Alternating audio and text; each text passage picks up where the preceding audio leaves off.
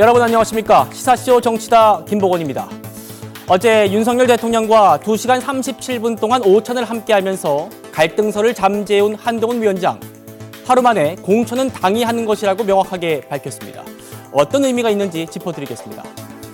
4월 총선에 적용할 비례대표 선출 방식을 놓고 이재명 대표의 고심이 길어지고 있습니다. 명분과 실리 사이에 어떤 결단을 내릴지, 장고 끝에 악수가 되진 않을지 분석하겠습니다. 저는 1분 뒤에 돌아옵니다.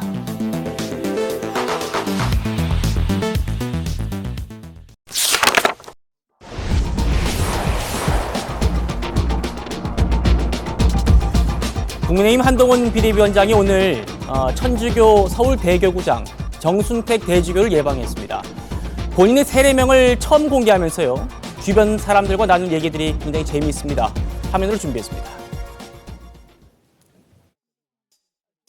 저도 캐톨릭 인연은 많은데 제가 청주에 살 때 함재도 신부 복사를 했었거든요. 그 수동 성당에서. 요즘은 근데 잘 안 나요. 세례명이 토마스 아퀴나스였거든요. 토마스 아퀴나스. 그때 어린 마음에 1시간 정도 시간을 볼 때 주버렸는데 그 재밌다기보다는 그렇게 스토리로 될 만한 것이 성인들의 이야기.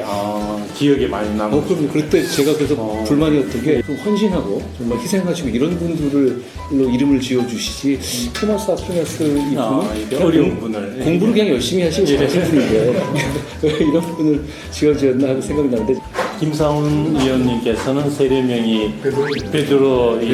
저도 사실 그런 걸 원했습니다. 좀 12사도나 이렇게. 시청자 여러분 기억하실 텐데요. 한동훈 위원장이 전국 순회를 하면서 청주를 찾았을 때 제가 어린 시절에 신부님 옆에서 복사를 했었다 이러면서 천주교와 인연을 강조하기도 했었죠. 그때가 기억나는데요. 성국권 본부장님. 네. 그러니까 뭐 재밌는 얘기였는데 난 베드로 하고 싶었는데 토마스 아퀴나스를 지어주시더라. 뭐 어린 마음에는 좀 썩 마음에 들지 않았나 봐요. 본인의 그 천주교에서 세례명은 어떤 성인 축일이나 본인이 세례 받은 날 아니면 이제 생일날을 맞춰서 그 성인 중에서 선택을 하는데 예. 아마 한동훈 비대위원장은 복사를 신부님 미사할 때 복사를 했다고 그러면은 유아 세례를 받았을 거예요. 그러니까 세례명은 그 선친이 신학교를 다니다 중퇴했다고 했지 않습니까? 예. 그러니까 아마 가톨릭 집안인 것 같고 모태 신앙이 있었던 것 같습니다. 그래서 복사를 하고 세례명은 이제 그 집안에서 지어준 거죠. 그리고 신부님하고 상의를 해서 지었는데 어쨌든 그 모태 신앙이 있었기 때문에 천주교에 대한 뭐 애정은 상당히 있겠죠. 지금은 조금 전에 이야기 들어보니까 냉담을 하고 있는 것 같은데 나가진 네. 않고. 그런데 제가 조금 전에 동석을 했던 김상훈 의원과 통화를 해봤어요. 예. 오늘 왜 그 가셨느냐 하니까 이 신년을 맞아서 각 종교계에 두루 인사를 다니는 차원에서 그 전에 며칠 전에 거기 단양 구인사하고 양산 통도사도 갔다 왔거든요. 그랬죠. 그리고 또 그 한국 교회 총연합회도 다녀왔어요. 그러니까는 불교 같고 개신교 같고 오늘은 그 신년 인사 차원에서 네. 다녀온 거다 이렇게 이야기를 하는데 아무래도 정치인들은 종교 행사도 골고루 이제 가야 되는 것이고 특히 총선 앞두고 그런 그 차원에서 오늘 방문을 했다 그렇게 들었습니다. 예. 한동훈 위원장의 세례명이 토마스 아퀴나스였다. 이런 얘기 오늘 처음 나온 얘기여서 저희가 전해드렸고요. 송 본부장 말씀하신 것처럼 한동훈 위원장은 이 천주교뿐 아니라 지금 종교계 여러 곳을 다니고 있죠. 지난 12일에는 양산 통도사에서 농담 한 번으로 분위기가 풀어지는 그런 모습을 연출하기도 했었는데 그때 모습 한번 보시겠습니다.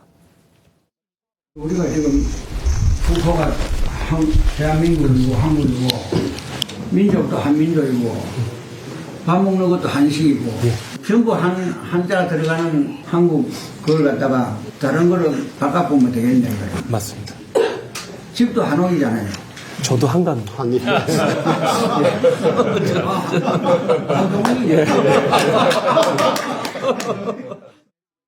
네, 종교계에서 한동훈 위원장의 이 유머, 농담이 유독 시청자분들께 또 인상적으로 그렇게 다가올 것 같습니다. 그리고 앞서 한동훈 위원장이요, 국민의힘 중앙당사에서 일하는 청소원 그리고 경비원님들과 비공개 오천을 가진 소식이 또 전해졌습니다. 법무부 장관 시절에도 청사에 있는 미화원 분들에게 방한 점퍼를 선물하면서 살뜰히 챙기는 그런 모습을 보였었는데 앞서 한 위원장의 모습부터 화면으로 만나보시겠습니다.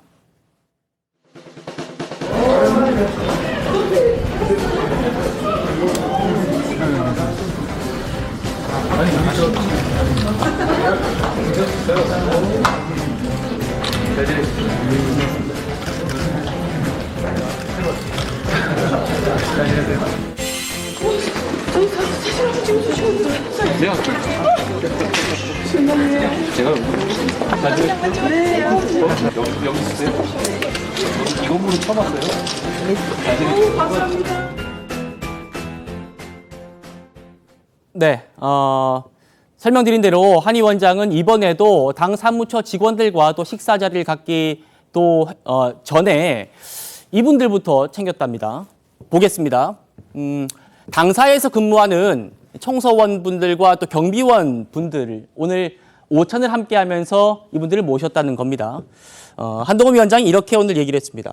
당사에서 일하시는 분들께 식사 한 끼 제가 모시고 싶었습니다. 이렇게 얘기를 했는데 당에 오래 근무했던 이 국민의힘 당직자, 관계자는 당 대표가 이렇게 당사에 계시는 청서원님들, 미화원님들께 식사를 대접하는 건 이번이 처음이었다. 이렇게 또 증언을 하고 있습니다.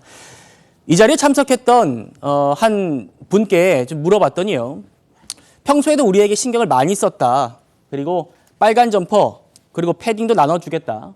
그러니까 이 국민의힘의 당직자들 그리고 이제 후보들이 입으려면 그 당은 점퍼를 아마 대량 제작해 둘 텐데 이것들을 혹시 남는 게 있다면 청소원 분들과 미화원 분들께 나눠드리고 그렇게 했다는 거예요. 그리고 또 냉장고도 싹 교체해 주겠다고 이렇게 얘기를 했다는 게 오늘 참석했던 미화원 분, 청소원 분들의 얘기입니다. 정혁진 변호사님, 굉장히 미담 소식입니다. 어떻게 보셨습니까? 한동훈 비대위원장은요, 한마디로 이야기하면 강강약약이에요. 그러니까 국회의원들 앞에서는 한마디도 지지 않고 잘못된 것들, 부당한 것들, 뭐 존경하는 의원님 시정하겠습니다. 이런 모습 보이지 않았잖아요. 네. 그런데 진짜 사회적으로 좀 낮은 위치에 있는 분들에 대해서는 저런 모습으로 다가온다는 거죠. 법무부 직원들이 처음에 한동훈 장관이 온다고 했을 때 긴장을 많이 했대요. 왜냐하면 엘리트 검사가 젊은 사람이 장관으로 온다라고 하니까 도대체 어떤 일이 벌어질 것인가. 그런데 한동훈 장관이 와가지고 어떤 일이 벌어졌느냐. 법무부에서 권위주의적인 것들이 많이 사라지지 않았습니까? 대표적인 게 그 장관님 자동차 문을 장관님이 스스로 열지를 않았었어요. 아, 맞아요. 그랬는데 그때부터는 이제 한동훈 장관 온 다음부터는 장관이 스스로 그 차문 열지 않았습니까? 예. 그 다음에 우산도 그 옛날 사진 보면요. 추미애 장관 같은 경우에는 비가 오는데 손을 갖다가 그냥 여기에다가 주머니에 넣고 다른 사람께 씌워주는 그런 것도 있고 심지어 그때 어떤 법무부 차관은 이야기하는데 뒤에서 어떤 사람이 무릎 꿇고 하지 않았습니까? 맞아요. 그런데 한동훈 장관은 본인이 다른 사람 그 우산 씌워주는 그런 사진들도 나오고 또 대표적인 게 뭐냐면 법무부 장관 하면은 업적집을 만들었거든요. 그러니까 추미애 장관 같은 경우에 1,000만 원 넘게 들었고 그다음 박범계 장관도 수백만 원 들었고 그런 거 없앴잖아요. 이런 모습들이 사람들이요. 안 보는 것 같아도 다 보는 거거든요. 어떻게 보면 제가 봤을 때 한동훈 비대위원장 정치인으로서의 한동훈의 가장 큰 장점이 오히려 저런 부분에서 드러나는 것이 아닌가 저는 개인적으로 그렇게 생각이 됩니다. 네, 설 대변인님. 네. 굉장히 좀 미담 소식인데 어떻게 보십니까? 한동훈 위원장의 이 모습이요. 저는 한동훈 비대위원장이 상당히 영리한 어떤 행보를 하고 있다. 물론 이게 의식적으로나 아니면 내가 이게 표에 도움이 되고자 해서 이거 하겠다라는 생각은 안 들어요. 이제 기존에 법무부 장관 시절에도 저렇게 굉장히 오랫동안 경비원을 했었던 분들에게도 어떤 악수를 전달하고 또 오랜만에 안부를 묻기도 하고 그런 부분 등은 저는 어찌 보면 이제는 세대가 바뀌지 않았나. 우리 같은 세대, 이제 X세대라고 하는 70년대 이후 세대에서는 어떤 권위적이거나 이런 부분에 대해서 굉장히 좀 거부감이 있거든요. 네. 과거에 우리가 소위 예를 들어서 한동훈 비대위원장도 과거 검사 시절에는 영감님 소리도 많이 들었을 거예요. 우리가 보통 예전부터 영감님 하면 또 그렇게 얘기합니다만은 오히려 그런 부분에 대해 스스로 권위를 내려놓는 거. 네. 권위는 내가 세우는 게 아니라 옆에서 세워주는 것이거든요. 예. 저는 이러한 어찌 보면 저는 상당히 그 한동훈 비대위원장의 이건 잘했다라고 한 부분은 당사를 중심으로 어떤 회의를 한다거나 좀 그런 부분은 상당히 좀 본받을 만하다고 봅니다. 왜 그러냐면 네. 보통 양당에서는 보통 국회 본청에 들어가서 거기 있는 당대표실에서 회의실에서 보통 회의를 하거든요. 근데 당대표 어찌 보면 당사라는 것이 그냥 이름만 있지 잘 오지를 않아요. 실제적으로는 특별한 어떤 기획 행사를 하거나 그렇지 않으면 당대표실은 있음에도 불구하고. 근데 저는 오히려 당사를 중심으로 본인이 행보를 하고 회의를 하고 또 당사에 가보면 정말 오랫동안 그 당을 위해서 정말 오랫동안 건물 관리도 해주신다든지 청소를 해주신다든지 이런 분들 굉장히 많거든요. 네. 저는 그런 분들에 대한 격려가 오히려 애당심을 더 깊게 하고 또 당직자들은 당대표 얼굴 보기 힘듭니다. 실제적으로는. 그렇지만은 이렇게 당사에 왔다 갔다 함으로써 아, 내가 당대표를 위해서 그다음에 당을 위해서 일을 하고 있다는 생각을 자연스럽게 가질 수 있게 있다는 점에서는 예. 저는 이거 한동훈 비대위원장이 굉장히 이제까지의 역대 어떤 다른 당대표와는 다른 저는 이건 긍정적인 모습이라고 생각합니다. 지금 들으신 것처럼 여야 패널 분들 모두 굉장히 흐뭇한 그런 미답이라고 평가를 하고 있습니다. 텁텁한 그런 정치권 소식에서 간만에 모처럼 이런 얘기가 있어가지고 저희가 준비를 해봤고요. 본격적으로 저희 토론을 해보겠습니다. 어제 윤석열 대통령과 한동훈 비대위원장이 2시간 넘게 점심을 함께 하면서 그리고 또 차도 이어서 마시면서 당정 갈등은 수습 단계에 접어들었다 이런 평가가 많습니다. 하지만 일각에서는 이 앞으로 공천 국면에서 더 큰 갈등이 터질 거다 이런 전망을 합니다만 한 위원장이 어제 대통령과의 오찬 이후에 공천 그립을 더욱 쇠개지는 그런 모습입니다. 보시겠습니다. 이공천 지금 당을 이끌고 있는 것은 저입니다.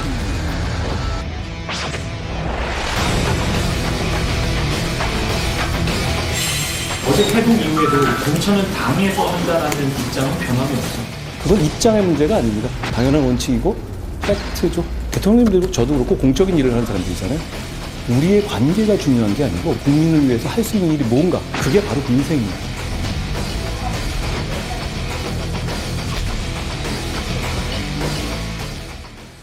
어제 용산 대통령실 회동을 저희가 그래픽으로 정리를 해봤습니다. 오찬 분위기 굉장히 좋았던 걸로 전해지고 있습니다. 대통령이 먼저 한동훈 비대위원장을 깍듯하게 아마 존대한 걸로 전해지고 있는데요. 한동훈 위원장, 이 방이 처음이지요. 이렇게 얘기를 하고 한동훈 위원장이 네, 그렇습니다. 대통령님. 이렇게 답을 하면서 어제 저희가 전해드렸던 대로 대통령이 용산의 전경을 이렇게 손으로 가리키면서 한동훈 위원장을 안내하는 그런 모습이 있었죠. 용산 어린이 정원 이런 대통령실의 경관을 소개하는 그런 문답이 오갔다. 이게 당시 참석자의 얘기고요. 오찬을 함께한 이후에 대통령이 오후 일정 있습니까? 라고 먼저 물었고 한동훈 위원장이 별도 일정이 없습니다 하니까 37분 정도 차담을 더 나눴다는 거예요. 그래서 모두 한 2시간 37분가량 굉장히 긴 그런 회동이 있었는데 민영삼 원장님. 네. 저희가 들어보니까 역대 그 여당 대표를 이렇게 오찬을 함께 하면서 2시간 37분 이건 굉장히 긴 거라고 그러더라고요. 예, 그렇습니다. 일단 물리적인 시간으로만 봐도 일단 오찬을 2시간 가까이 하고 그다음에 자리를 옮겨서 차담회로 다시 또 37분간을 했기 때문에 상당히 이제 길어진 거다. 그리고 또 하나 이례적인 건요, 공개적으로 했다는 거예요. 네. 그 만남 시간부터 해서 공개적으로 했다. 그 얘기는 뭐냐면은 결국에 그 여당의 그 대표하고 대통령하고의 그동안에 이제 와서 보니까 무엇 때문에 갈등이 있었지? 라고 의아해할 정도로 두 분이 완전히 화기애애하게 분위기 조성을 통해서 그다음에 긴 시간의 만남을 통해서 국민 불안, 그리고 우선 당원들의 불안, 그리고 국민들의 불안부터 깔끔하게 그 해소해주는 그런 자리였다. 그리고 그 발표 내용이 자체가 민생을 주제로 장시간 얘기를 한 걸로 이제 전부 다 이게 발표가 지금 나오고 있고 네. 그렇기 때문에 그 어떤 그 갈등으로 인해서 그 문제가 미봉이 됐다, 뭐 봉합이다 이런 얘기가 쏙 들어가게 되는 그런 그림을 보여준 게 아닌가 하는 생각이 드는데 예. 아직도 이제 약간의 그 좀 여진이 남아있지는 않나 하는 그런 우려는 있긴 합니다만은요. 네. 그것은 이제 아까 그 브리핑에서도 나왔듯이 앞으로의 이제 공천을 할 적에서의 또 이제 갈등이 다시 재현될 수 있다는 그런 우려는 있긴 하지만은요. 현재까지는 결국에 이제 김병률 그 비대위원의 발언으로 통해서 이렇게 불거진 것으로 알려진 이 갈등은 완벽하게 일단 그 잠잠해졌다 이렇게 평가할 수 있겠습니다. 그리고 예. 그렇게 된 배경은요.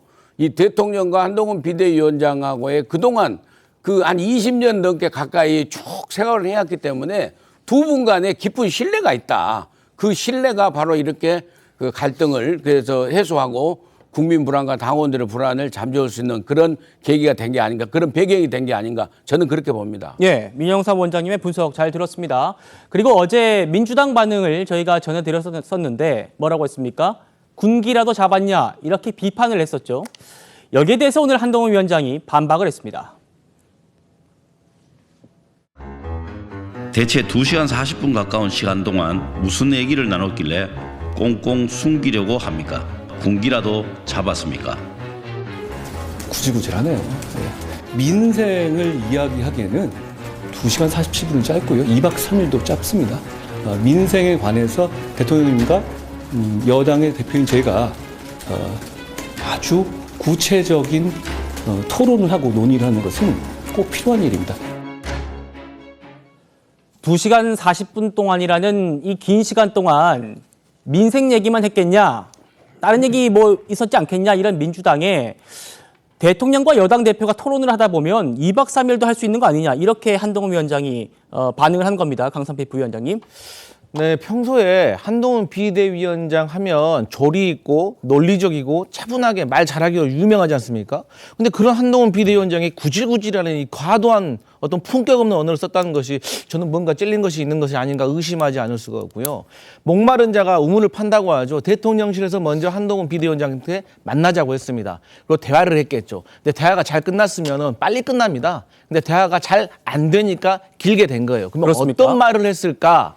물론 민생 현안에 대해서도 얘기했겠죠. 예. 그런데 제 생각에는 제 개인적인 의견입니다만 한동훈 비대위원장에게 대통령실에서 앞으로 있을 김건희 여사와 관련된 입장 표명에 대해서 정리된 안을 저는 좀 조율을 하지 않았을까 그렇게 보여집니다.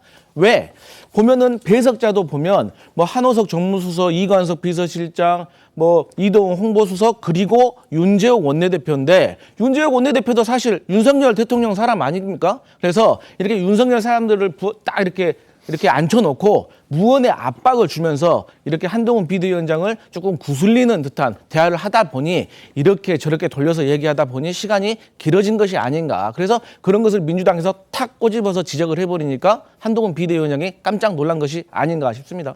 윤재욱 원내대표가 윤석열 대통령의 사람 아니냐. 이거는 조금 혹시나 윤 원내대표가 어떻게 받아들일지 좀 모르겠습니다. 그리고 송 본부장님. 네. 지금 강성필 부위원장이 회동 시간이 길어지는 게 얘기가 안 통해서 그런 거 아니냐 이런 얘기를 하셨어요? 잘 통해서 그랬겠죠. 일단 그 구질구질하다 이 이야기는 지금 건칠성 대변인이 마치 군기라도 잡았습니까? 이 이야기는 뭐냐면은 가서 혼나고 왔지 않느냐 이 이야기예요. 한동훈 그 비대위원장이 윤석열 대통령에게 혼나고 왔지 않느냐, 군기라도 잡히고 왔느냐 이 이야기를 지금 하는 거잖아요. 예. 그러니까 뭐 구질구질하다 그런 부분 참 구질구질한 코멘트죠. 대통령과 제일 여당 대표가 집권 여당 대표가 만나서 민생을 이야기했다는데, 자 그리고 이 시간이 길어진 것은 제가 한동훈 그 비대위원장이 직접 이야기한 게 아니고 윤재욱 원내대표나 이동훈 그 홍보수석이 이야기를 한 것을 들어보면은 여러 가지 이야기를 했어요. 민생 이야기를 교통 이야기도 하고. 뭐 어떤 개발 이야기도 하고 건축 이야기도 하고 또 뭐 중대재해법 이야기도 하고 그런 이야기 쭉 하다 보면은 그냥 2시간은 그냥 지나갈 것 같고 또 공개를 했잖아요. 그 사진을 보면은 2사람이 있었던 게 아니고 6사람이 이 원탁에 이렇게 쭉 같이 앉아서 식사를 하면서 대화를 했어요. 거기서 무슨 이 뭐 김건희 여사 이야기가 나왔고 아니면 김경률 비대위원 이야기가 나왔겠느냐 싶고 또 특히 나중에 37분 동안 뭐 이게 여기 집무실에 가서도 또 이야기를 했다는데 혹시 거기서 무슨 이야기 나오지 않았느냐고 하지만 지금 일단 참석자들이 다른 이야기가 없었다고 하는데 그걸 무슨 굳이 뭐 이야기가 있었다고 계속 그 추론을 할 필요는 없는 것 같고 또 결정적으로는 보면은 저런 모습을 공개를 한 것이 이것은 하합을 하는 장면을 보여준 것이다. 사실 윤석열 대통령이 당 대표와 이렇게 비공개로 그 식사하는 자리는 간혹 있었다고 하거든요. 그런데 얼마 전에 그 한번 그 공개된 적이 있어요. 김기현 대표와 인류한 혁신위원장이 갈등을 빚었을 때. 일부러 오찬을 하면서 김기현 대표를 불러서 오찬을 하면서 사진을 공개를 했습니다. 그것은 곧 힘을 실어준다 이런 의미로 해석이 됐잖아요. 그러면 저 사진을 이번에도 다 저런 사진을 공개를 한 것은 결국은 뭐 김건희 그 여사 문제나 아니면 김경률 비대위원 문제는 공감대가 형성이 됐다, 해결이 됐다. 이 사진으로 대신 이야기를 하는 그런 장면이었다고 저는 봅니다. 예. 어제 회동 6명이서 오찬을 했는데 조간신문을 비롯해서 방송사들이 취재를 다 했을 텐데 김건희 여사 관련 내용이 있었으면 나왔을 텐데 전혀 언급을 하지 않았기 때문에 안 나온 거 아니겠냐. 이게 대통령실의 반응이었습니다. 이 문제에 대해서 대통령실과 당은 이견이 없다. 이 점을 대외적으로 발신한 거다. 이런 해석이 대통령실에서 나오는데요. 오늘 한 위원장도 말을 아끼는 모습이었습니다. 들어보시죠. 어제 대통령 오찬에서 김건희 여사 관련 국민 걱정이 전달이 안 된 이유가 혹시 있을까요? 제 생각은 분명하고 제 생각은 여러 차례 제가 말씀드린 바 있죠. 공개적으로. 특별히 제가 더 말씀드릴 내용은 없었습니다. 대통령실 사퇴 요구가 있고 나서 위원장님 그 김건희 여사 문제에 대해서 말씀을 좀 아끼시는데 대통령실에서 뭐 알아서 잘 대응할 거라고 보시는 건가요? 대통령님과 저와의 관계가 중요한 게 아니고 대통령님과 제가 힘을 합쳐서 국민과 이 나라를 위해서 뭘 할 수 있는지 뭘 할지가 더 중요하다고 생각합니다. 그게 결국은 민생이고 저는 그거에 집중하겠다는 말씀드립니다. 그러니까요. 이 강성필 부위원장이 말씀대로 결국 한동훈 위원장도 이런 질문을 받았겠죠. 김건희 여사 문제는 그래서 어떻게 한다는 거냐. 이게 얘기가 없었냐. 이런 질문을 받은 건데 한동훈 위원장 명확하게 얘기했습니다.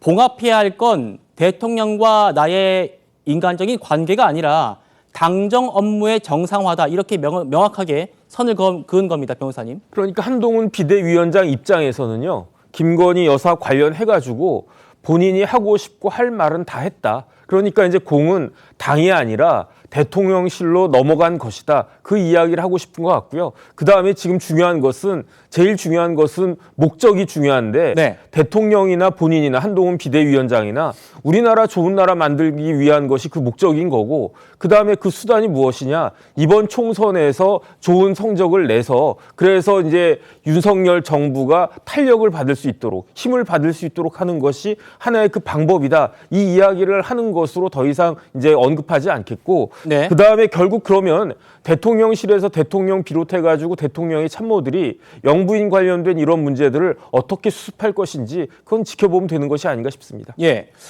저희가 지금까지 살펴본 대로요. 이번 김경률 비대위원으로부터 촉발된 이 갈등은 봉합됐다고 그렇게 보여지고 그러면 앞으로 공천 작업을 하면서 또 갈등이 나올 텐데 그때는 어쩔 거냐 이런 말들이 나올 수밖에 없죠. 여기 대해서 한동훈 위원장이 공천은 당에서 주도한다 이렇게 명확하게 선언을 했습니다. 사천 논란에 대해서도 감수하겠다 이런 표현도 썼습니다. 들어보시죠. 어제 태동 이후에도 공천은 당에서 한다라는 입장은 변함이 없습니다. 그게 입장입니까? 당연한 원칙이죠. 그건 입장의 문제가 아닙니다. 당연한 원칙이고 팩트죠. 네, 어제 그 비대위회의에서 윤희숙 후보 직접 언급하신 데 대해서 우려시킨 목소리 나왔는데 총선과 공천은 모두를 만족시킬 수는 없습니다. 제가 그렇게 몇 군데에 대해서 소개하는 이유는 이번 총선의 시대정신을 제가 국민들께 설명하기 위함입니다. 그러기 위해서 가장 효율적인 방법을 앞으로도 계속 생각하고 실천할 겁니다. 그렇다고 해서 제가 그분을 공천한다고 얘기하거나 밀어준다는 취지를 말씀드린 건 아니죠. 그런 경쟁자들 입장에서 그런 불안감이라든가 그런 우려를 말씀하실 수도 있다고 생각해요. 다만 우리가 이기기 위한 공천을 하고 우리가 이기기 위한 선거를 치르는 과정에서 당대표로서 제가 여러 가지 그런 의견들도 충분히 감수하면서 가겠다는 말씀을 드립니다. 자, 한동훈 위원장이 공개적으로 출마자를 거론한 곳은 3곳입니다. 인천 계양을 그리고 서울 마포을 중성동갑 이렇게 3곳인데요. 원래 출마를 준비하던 후보를 중심으로 한동훈 사천 아니냐, 한동훈 사당화 아니냐 이런 말이 나오는데 개의치 않고 가겠다 이 얘기입니다. 보실게요. 한동훈 위원장 뭐라고 했습니까? 총선의 시대 정신을 설명하기 위한 가장 효율적인 방법을 계속하겠다. 운동권 청산이라는 시대 정신을 이번 유권자들에게 설명하기 위해서 나는 이 길을 계속 가겠다 이렇게 얘기를 합니다. 그러면서 저는 이 대목이 굉장히 인상 깊었습니다. 우려하는 의견들 나올 수 있다고 생각하는데 내가 다 감수하고 가겠다. 다 내가 떠안고 가겠다. 이렇게 얘기를 하는 겁니다.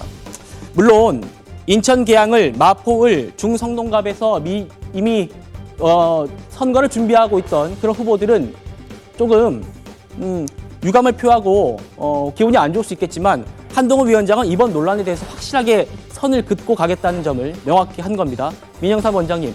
그러니까 한동훈 위원장은 이기는 공천을 하겠다 이 얘기입니다. 예. 그래서 이제 사천이라고 하면은요, 저는요, 개인적인 생각으로는 지금까지 그 인천 계양을 하고 마포하고 중동 성가고 윤희숙 의원까지 전 의원까지 해서 저 부분은 사천이라고 얘기하기에는 좀 그 동의할 수 없다라는 생각을 하고요. 사천이라면 뭐냐면은요, 어떤 그 권력자가 힘 있는 사람이 그 개인의 힘 있는 사람의 이익을 위해서 절차를 무시하고 했을 적에 그걸 우리가 사천, 그리고 그런 권력자가 마음대로 이재명 대표처럼 당을 운영을 할 적에 사당화 이렇게 얘기를 할 수 있다고 저는 보거든요. 예. 그런 의미에서 지금까지 나온 세 군데에 저런 부분은 그 당 대표로서의 일종의 다른 당원들에게 수도권의 이기로는 우리가 극복할 수 있다. 국방할 수 있고 우리가 한번 이런 그 우리 후보들이 있기 때문에 우리가 절차를 통해서 힘을 내서 한번 해 나가자라는 그런 메시지를 주기 위해서 한 것이지 절차를 무시하고 저런 사람들을 공천을 확정시켜 준 것은 아니다라는 말씀을 분명히 저는 드리고 싶고요. 네. 여기서 이제 중요한 것은 앞으로가 이제 공천 결정의 문제인데 정말로 한동훈 비대위원장이 꼭 이 사람을 시키고 싶은데 공관위원회 시스템에서는 그게 용납을 안 할 적에 그걸 갖다가 경선을 해야 되는 지역인데 우선 전략 뭐 공천인가 우선 공천인가를 통해서 막 줘버린다든지 예. 이럴 적에는 이제 사단이 나고 바로 공천 갈등이 나고 그것은 선거 패배의 원인으로 아주 직접적인 영향을 미친다는 것을 다 유념해야 된다고 생각을 하고요. 네. 한동훈 비대위원장이 그 정도는 충분히 알고 있을 것이다. 저는 그렇게 생각을 합니다. 네, 설 대변인님 어떻게 보십니까? 그렇지만 지금 어찌 보면 다른 당에서 비대위원장이라든지 아니면 당대표가 어떤 후보를 예를 들어서 어느 지역구에 내겠습니다 이런 말을 한 적은 없거든요. 그렇죠. 아니 그럼 만약에 이것이 민주당의 대입을 그대로 해봤을 때 이재명 대표가 내가 예를 들어서 어디 지역구에 어떤 후보를 내겠습니다. 이걸 공개적으로 예를 들어서 최고회의에서 얘기해버린다고 한다면 당장 사천 논란이 일어날 거예요. 저는 지금의 어찌 보면 집권 여당인 국민의힘에서 가장 지금 권한이 큰 사람이 누굽니까? 그리고 공천을 누가 하겠다 했었습니까? 그렇다고 그건 다 한동훈 비대위원장이 한다고 그랬어요. 본인과 공천관리위원장이 하겠다. 근데 어떤 본인이 공천을 한다라고 하는 책임 있는 자리에 있으신 분이 오히려 어떤 특정 후보를 이 지역구에 내겠습니다. 물론 아직 경선을 거치지는 않았어요. 하지만 지금 어떤 국민의힘이라든지 민주당인지 당원들이 어찌 보면 주도를 하는 시스템이란 말이에요. 여론도 50%를 가미를 합니다만은 그렇다고 한다면 굉장히 당원들 입장에서는 특히나 뭐 책임당원 국민의힘의 책임당원 입장에서는 아 한동훈 비대위원장의 뜻이 여기에 있구나 이 후보한테 있구나라고 논란이 될 수가 있어요. 저는 그렇기 때문에 설 대변인 말씀 중 제가 죄송한데. 네.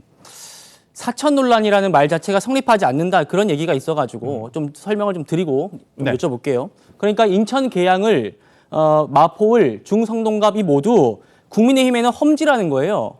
그러면 이번에 이제 한동훈 위원장이 거명한 윤희숙 전 의원 어떤 사이냐? 한동훈 위원장과 일면식도 없는 사이라는 겁니다. 한번 그 윤희숙 의원 얘기 한번 들어보시겠습니다. 기자분들이 다 한동훈 그 위원장이랑 아냐 최근에 얘기했냐 그래서 아 이분이 진짜 인기가 많은가 보다 했는데 진짜 평생 얼굴 한 번 본 적이 없어요. 얼굴도 모르는 사람을 무슨 사천을 하겠어요. 뛰고 계신 분들 입장에서는 왜 나는 언급 안 해줘 서운할 수 있는데 지금 제가 볼 때는 이 한동훈 위원장의 말의 방점은 586과의 대립각 그리고 꼭 찾아와야 되는 지역에 대한 언급 그리고 우리가 얼마나 능력 있고 도덕성에서 우월한가 이게 전반적인 이미지를 만들고 있는 과정이라고 생각해요. 전반적인 이미지 메이킹을 하고 있는 거죠. 설 대변인님 그러니까 정리를 다시 하면 험지란 말입니다.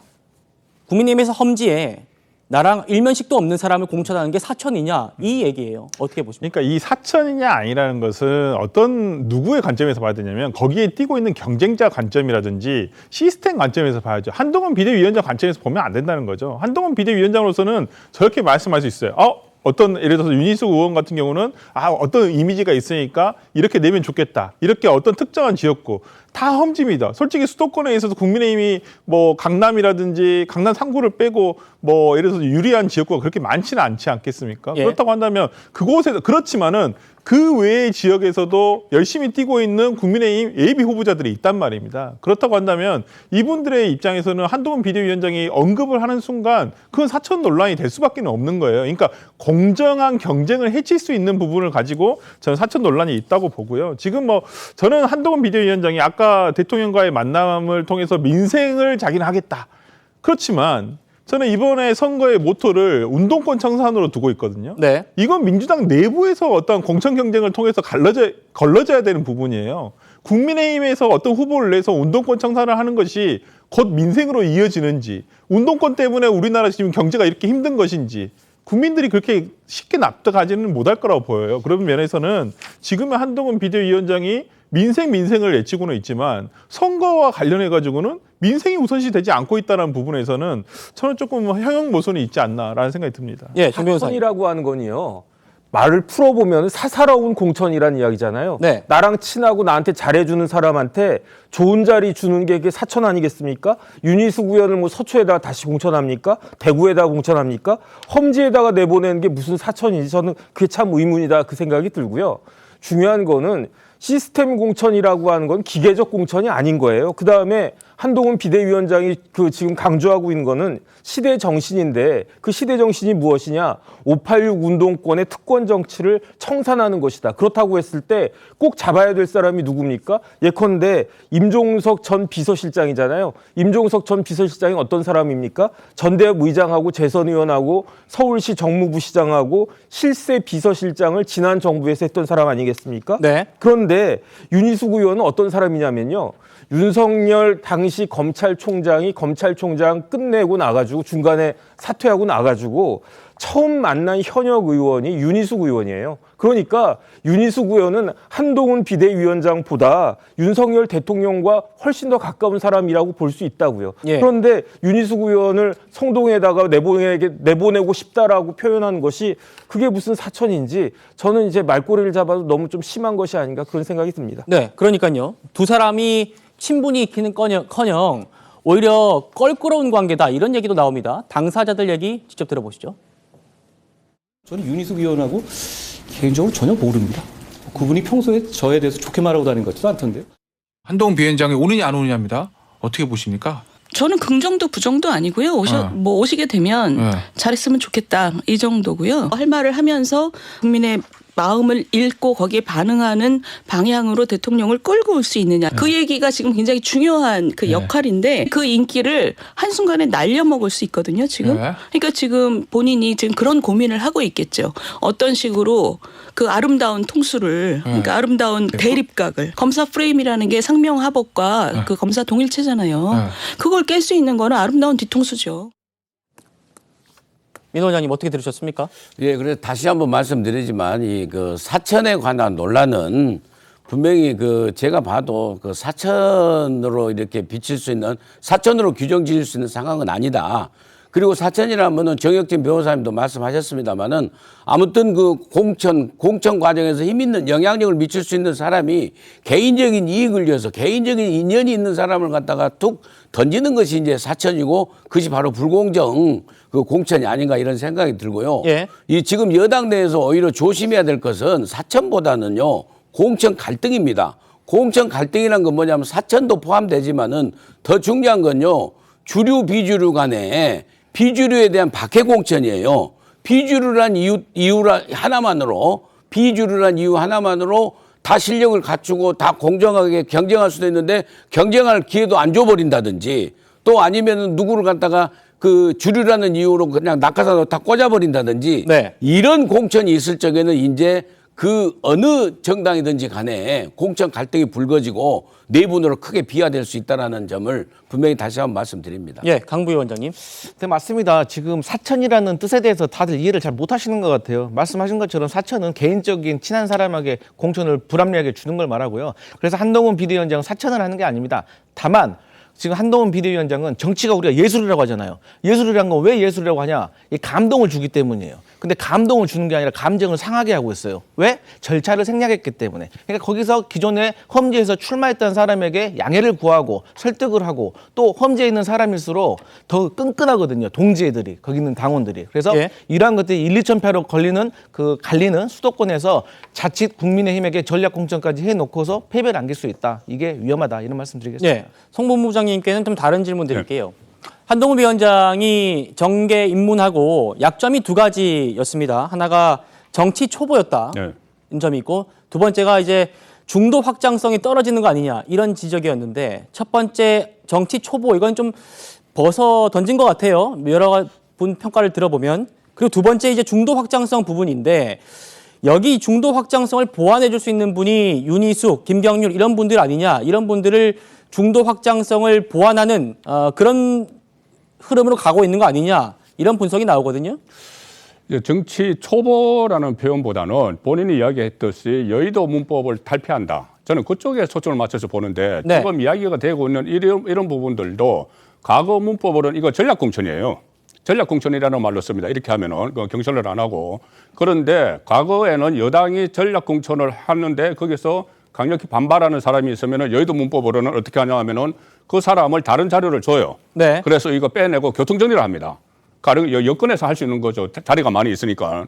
가령 그때 울산시장 선거 불법 개입 혐의 그때 그 교통정리를 했지 않습니까? 임동호 씨를 뭐 고배 총령차를 준다. 지금 검찰 공소장에 그렇게 나왔지 않습니까? 그 송철호 후보를 앉히기 위해서 그런 식으로 하는데 지금 한동훈 위원장은 그렇게 안 했죠. 안 하고 현역에서 당협위원장도 있고 저 마포울 같은 경우도 그 김성동 당협위원장 외에 2명의 예비 후보가 더 있어요.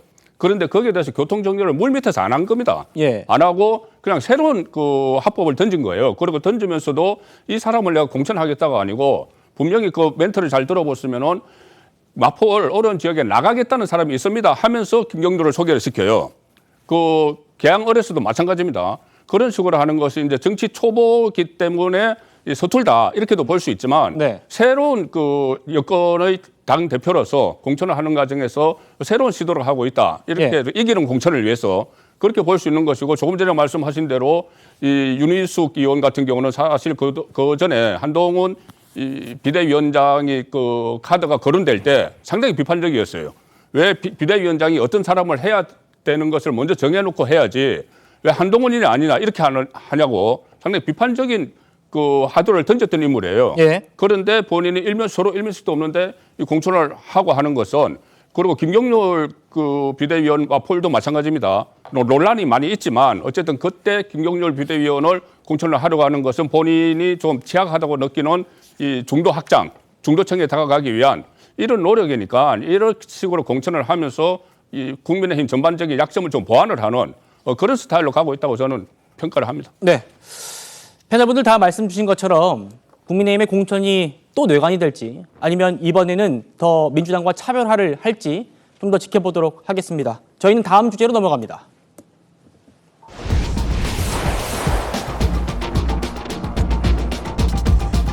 자, 추미애 전 장관을 비롯해서 당내 친명계로부터 압박을 세게 받고 있는 그런 임종석 전 대통령 비서실장 얘기해보려고 합니다. 운동권 특권 정치 청산을 외치고 있는 한동훈 위원장까지 자신을 저격하니까 SNS에 이렇게 글을 올렸습니다. 보겠습니다. 한동훈이 그 입에 경제를 올리려면 경제를 망친 윤석열 정권 실정에 대한 사과부터 해야 한다. 네, 민생경제 파탄의 주범은 윤석열 정권이다. 이렇게 얘기를 했는데요. 이런 임 전 실장의 얘기에 한 위원장은 오늘도 공세를 펴는데 주저하지 않았습니다. 보시겠습니다. 임종석 실장 같은 경우는 경제 파탄의 주범이 윤석열 정부라면서 위원장님이 사과를 해야 된다 이런 말을 했는데 그게 무슨 맥락이죠, 그게? 이해하시겠어요? 나는 무슨 소리인지 모르겠던데요. 다만 저는 놀란 것은 임종석 실장이 거기 출마 못할 수도 있겠던데요. 그렇죠? 저는 그래서 이재명 대표의 민주당이 뭔가 정신 차리고 운동권 특권 정치를 종식하려는데 동참하려는 줄 알았어요. 근데 그게 아니더라고요. 운동권 특권 정치조차도 만족 못하고 개딸 정치를 하겠다는 것 같던데요. 저는 놀랐어요. 임종석 대표가 못 나오실 수도 있겠던데요. 한 위원장 얘기를 정리하면요. 민주당이 임종석 전 실장 공천을 안 주려고 하길래 운동권 청산하려는 건가 싶었는데 그게 아니라 개딸 후보, 친명 후보 주려는 거 아니냐 이렇게 임종석, 이재명 이 두 사람을 동시에 모두 까기를 한 걸로 볼 수 있습니다. 어떻게 보셨습니까?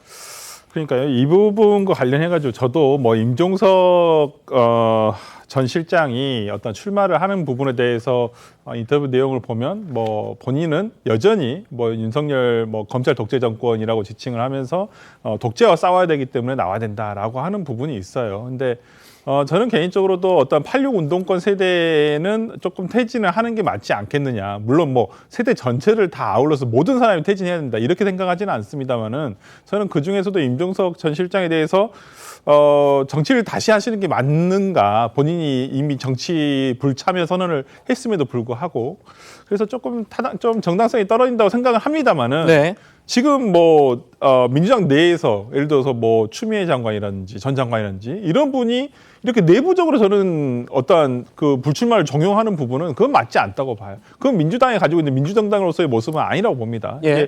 그런 부분에 대해서 지금 한동훈 비대위원장이 꼬집고 있습니다만은 한동훈 비대위원장이 저는 아까도 말씀드렸습니다만은 이번 선거의 목표가 어떠한 운동권 청산이 돼서는 그것과 민생 경제와 무슨 상관이 있는지를 잘 모르겠다는 거예요. 그러니까 타당에 대해서 이렇게 비판을 할 수는 있습니다만은 저는 오히려 한동훈 비대위원장이 지금 하시는 말씀은 예. 오히려 민주당 내부에서 해야 될 얘기들을 본인이 지금 외부에서 하고 있기 때문에 이것은 전혀 유권자들에게 공감할 수가 없는 거예요. 그러니까 국민의힘이 이번 선거의 목표가 운동권 청산이다. 그래서 우리는 후보들을 이렇게 저격 공천을 하고 있다. 저격 공천을 할 것이다. 이렇게 하는 것이 과연 국민의힘의 선거 전략으로서 맞는 것일까요? 저는 이것이 지금의 어떤 경제 도탄이라든지 파탄에 빠진 어떠한 민생 경제를 과연 이번 총선을 통해서 국민의힘이 이겨낼 수 있을까요? 저는 그런 부분에서라면 민주당 내에서 이루어져야 될 세대 교체에 대한 내용을 뭐 국민의힘에서 그걸 선거 모토로 삼아서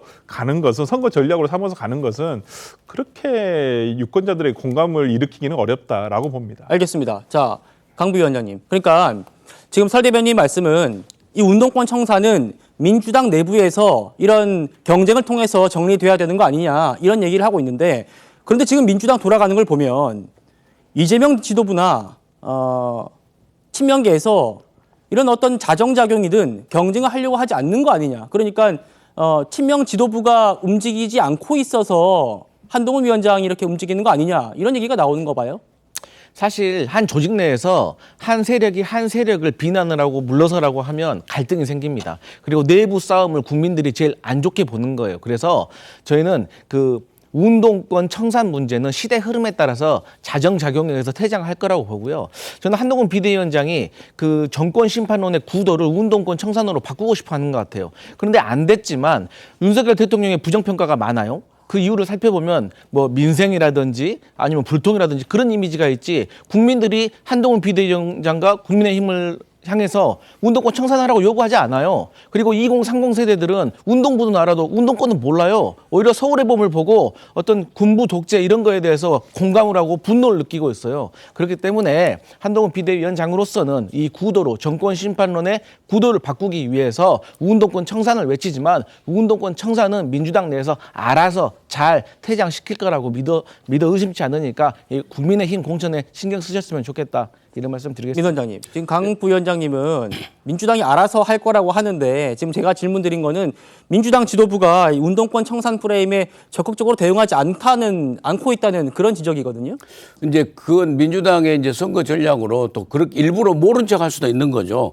그 구도에 아니라고 부정하면 이제 그 구도에 말려 들어가기 때문에 일부러 모른 척하고 다른 얘기를 할 수도 있다라고 저는 그렇게 이제 보는데요. 예.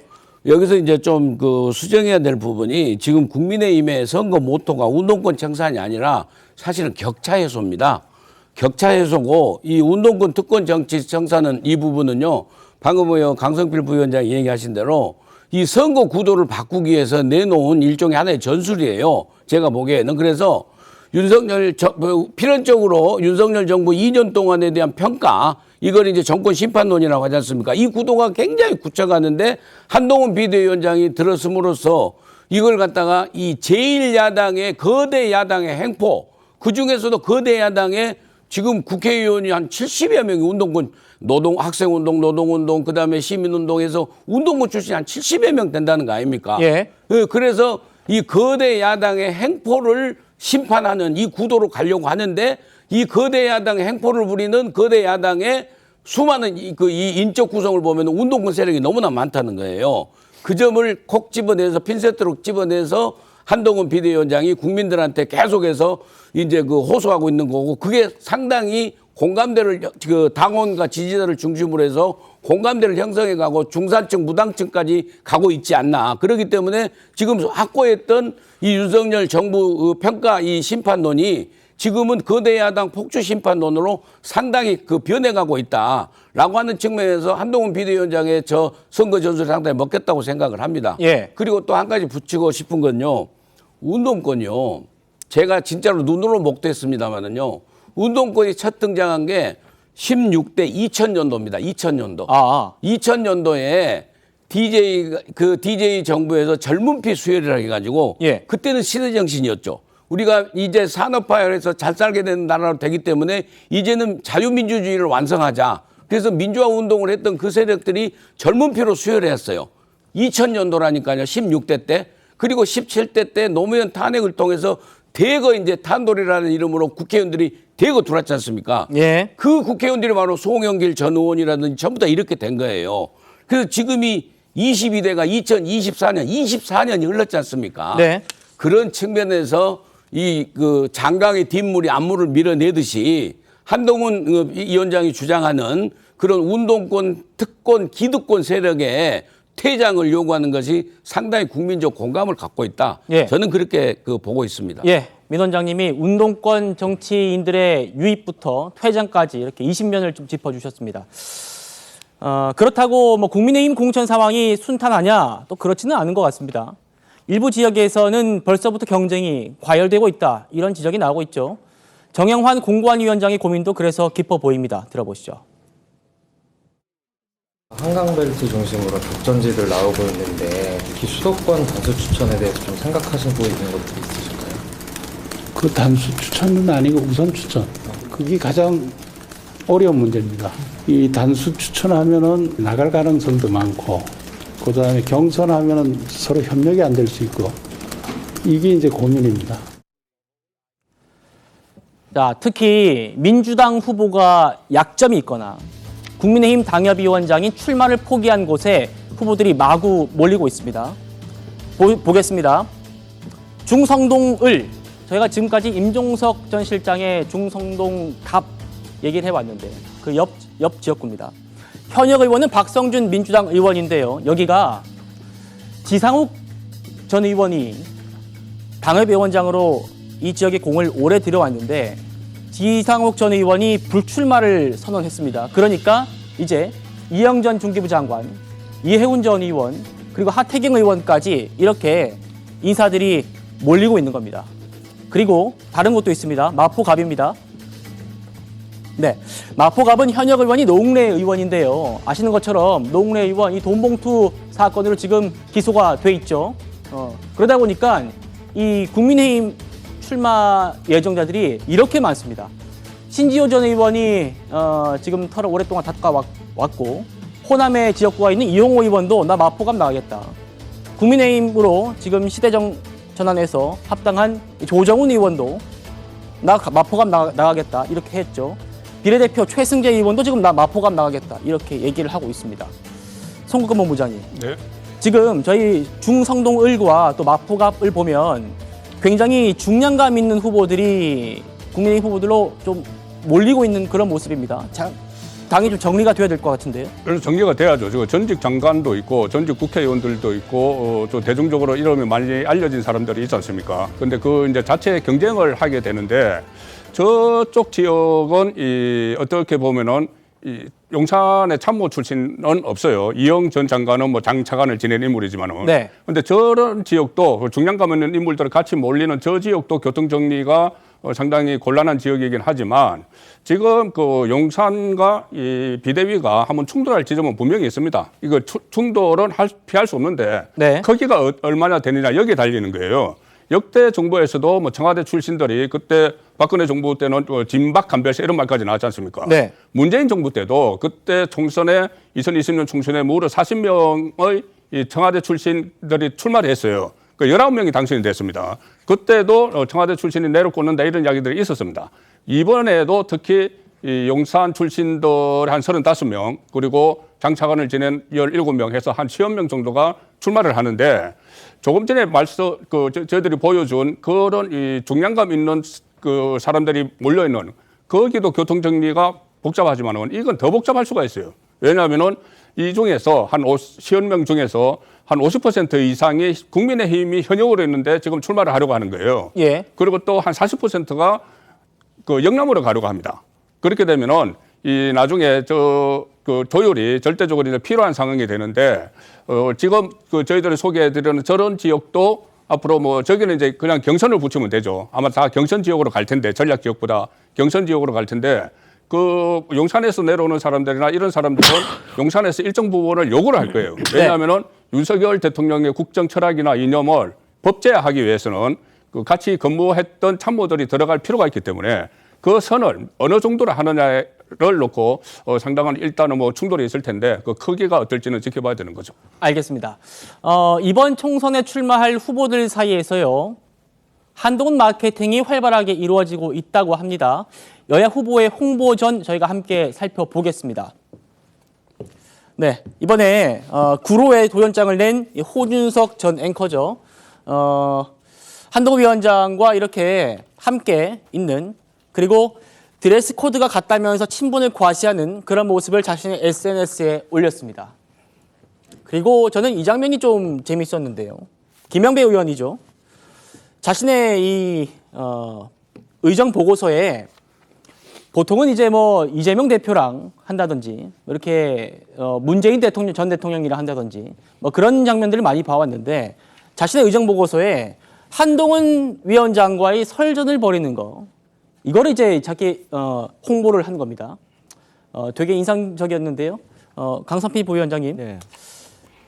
어떻게 보셨습니까? 이 야당 의원도 한동훈 마케팅을 하는 걸 보면 한동훈 위원장이 실제로 좀 인기가 있고 한동훈 위원장과 엮여야지만 뭔가 관심을 끌 수 있다. 이렇게 좀 판단을 하는 건가 봐요. 예, 제가 의정보고서 많이 만들어봤는데요. 의정보고서에서 가장 중요한 것은 지역 발전에 관한 내용들입니다. 예. 그러니까 예산을 얼마나 따왔는지 그리고 어떤 정책과 어떤 지역의 오래된 수건 사업을 진행을 할 수 있는지한 능력을 잘 보여주는 게 중요하고요. 그 다음 중요한 게 이제 메시지입니다. 이 메시지가 야당 의원으로서 강력한 야성을 보여주는데 아무래도 한동훈 비대위원장이 이 정부에서 2인자 황태자라는 소리를 듣고 있기 때문에 아무래도 지역구 구민들에게 김영배 의원 같은 경우도 한동훈 비대위원장에게 이렇게 한번 질의를 세게 하는 모습을 보여주면서 자기의 어떤 야성을 보여주려고 하는 의도가 있었던 것 같은데요. 예. 결국에는 어떤 지역마다 그 상황에 맞는 다 이래서 의정 보고서를 만들어야 하는 이 컨셉이 있는데 어쨌든 뭐 저렇게 뭐 한동훈 비대위원장이 나온 것도 큰 틀에서 한동훈 마케팅이라고 하면 그것도 일리가 있는 말인 것 같습니다. 네. 자연스럽게 이제 민주당 얘기로 좀 흘러가 볼 텐데요. 민주당이 오늘 윤석열 대통령과 이관섭 비서실장을 공직선거법 위반 혐의로 경찰에 고발을 했습니다. 여기에 대해서도 한동훈 위원장이 한마디 했습니다. 들어보시죠. 대통령께서 국힘당 비대위원장 사퇴를 요구하는 당무 개입을 통해 공천에 개입해서 선거에 큰 영향을 미치는 어마어마한 일이 발생했습니다. 철저하게 법적 책임을 묻고자 오늘 고발장을 접수하게 되었습니다. 그 사람들은 저를 대통령님의 아바타라고 그러지 않았나요? 그러니까 제가 아바타면은 당무 개입이 아니지 않나? 글쎄요. 중요한 거는 당은 당의 일을 하는 것이고 정은 정의 일을 하는 것이고 그 목표는 동료 시민과 이 나라를 발전하는 방향이어야 합니다. 저는 그렇게 일하려고 노력합니다. 제가 부족하지만요. 설 대변인님께 먼저 여쭤볼게요. 네. 야당에서는 그러니까 아바타가 자랑이냐 뭐 이렇게 얘기를 하는가 본데 민주당에서 이게 실익이 없을 거다 이런 얘기가 나옵니다. 어떻습니까? 뭐 실익이 있냐 없냐 여부는 이건 좀 즉효적으로 나타나기 어렵습니다. 예. 왜 그러냐면 여기에 대한 발언을 확인을 해봐야 돼요. 근데 그러면 이 발언을 과연 지난 우리가 일주일 전으로 돌아봤었을 때 한동훈 비대위원장과 이관섭 실장과 그다음에 윤재욱 원내대표도 있었다고 하거든요. 그렇다고 한다면 그 세 사람이 정확하게 어떠한 워딩을 했느냐. 그러니까 지금까지 나온 공식적인 워딩 자체는 뭐냐면 한동훈 비대위원장이 그 다음 날 월요일 날 어떤 제가 대통령실의 사퇴 요구를 거절했습니다. 이거는. 그러면 사퇴 요구가 있었냐 없었냐라는 것이거든요. 네. 그러면 이 발언을 누가 했었느냐? 이관섭 실장이 한 것인지 네. 아니면 대통령이 그 뜻을 전하라고 한 것인지 어찌 보면 윤 대통령까지 조사가 되어야 될 문제라고 봅니다. 지금 근데 일단은 그렇지만은 이게 사법적인 문제가 될지 여부는 좀 더 시간이 더 있어야 될 거라고 보여요. 하지만 민주당으로서는 이걸 고발 조치를 안 할 수가 없는 것이 과거에 이와 같은 전례가 있었습니다. 박근혜 대통령이 이와 같은 어찌 보면 공천과 관련해 가지고 당에 개입한다는 것으로 징역 2년을 받으셨어요. 그다음 당시에 정무수석이었던 현기현 수석도 처벌을 받았습니다.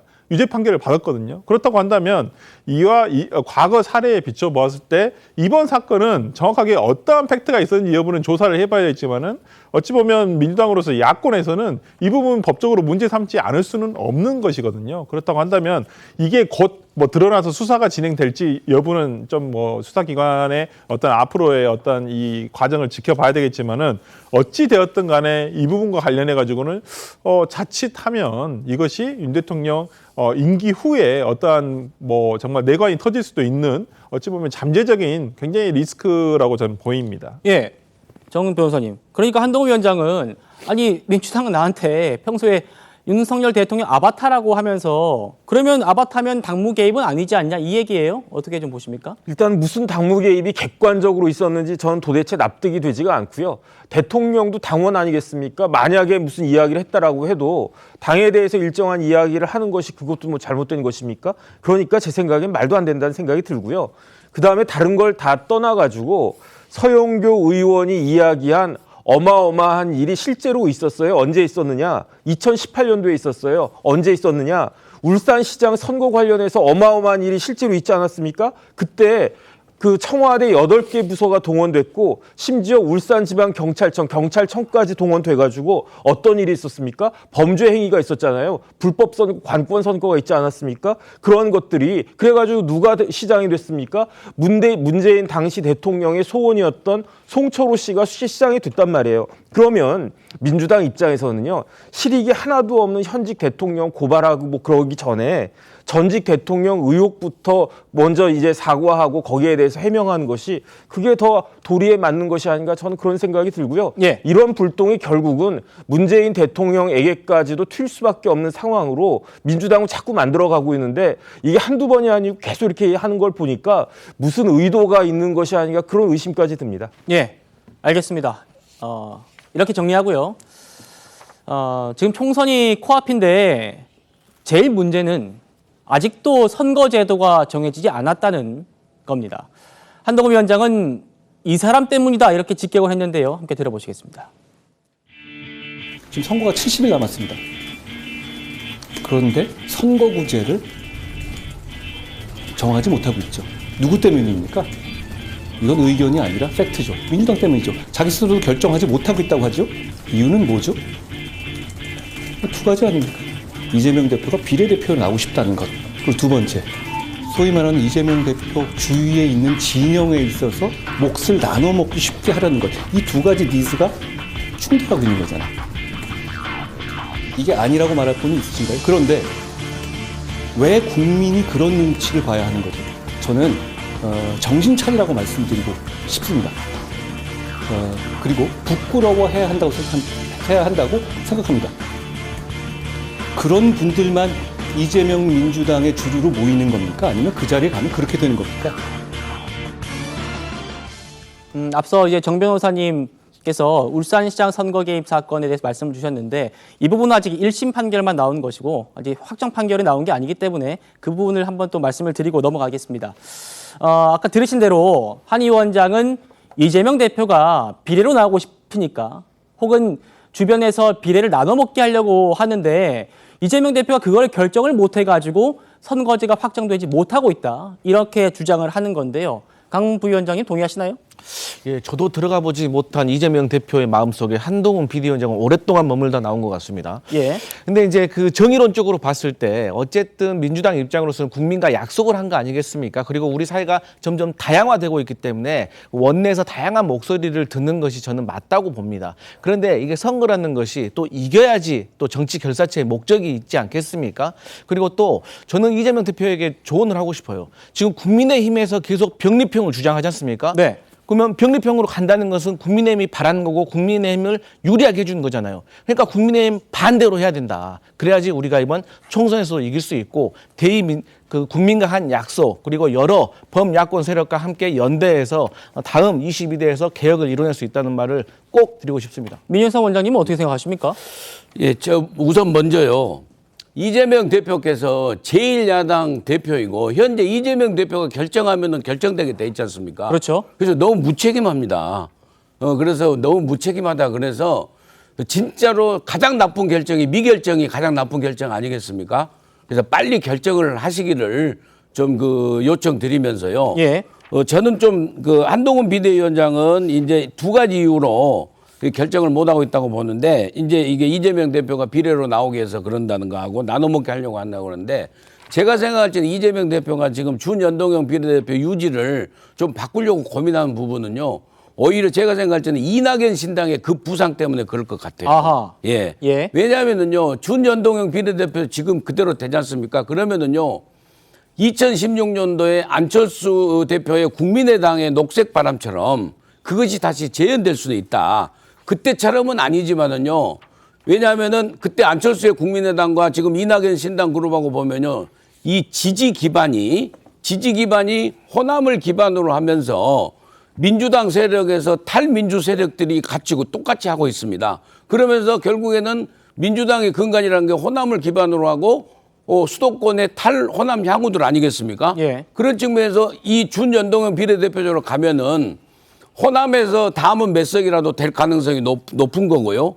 그다음에 정당 투표에 있어서 민주당이 싫어서 나온 분들은 대거 이낙연 신당으로 정당 투표를 찍을 수가 있단 말이에요. 예. 그렇게 될 경우는 비례 의석수가 상당히 정의당 못지않게 이낙연 신당이 가져버릴 수도 있거든요.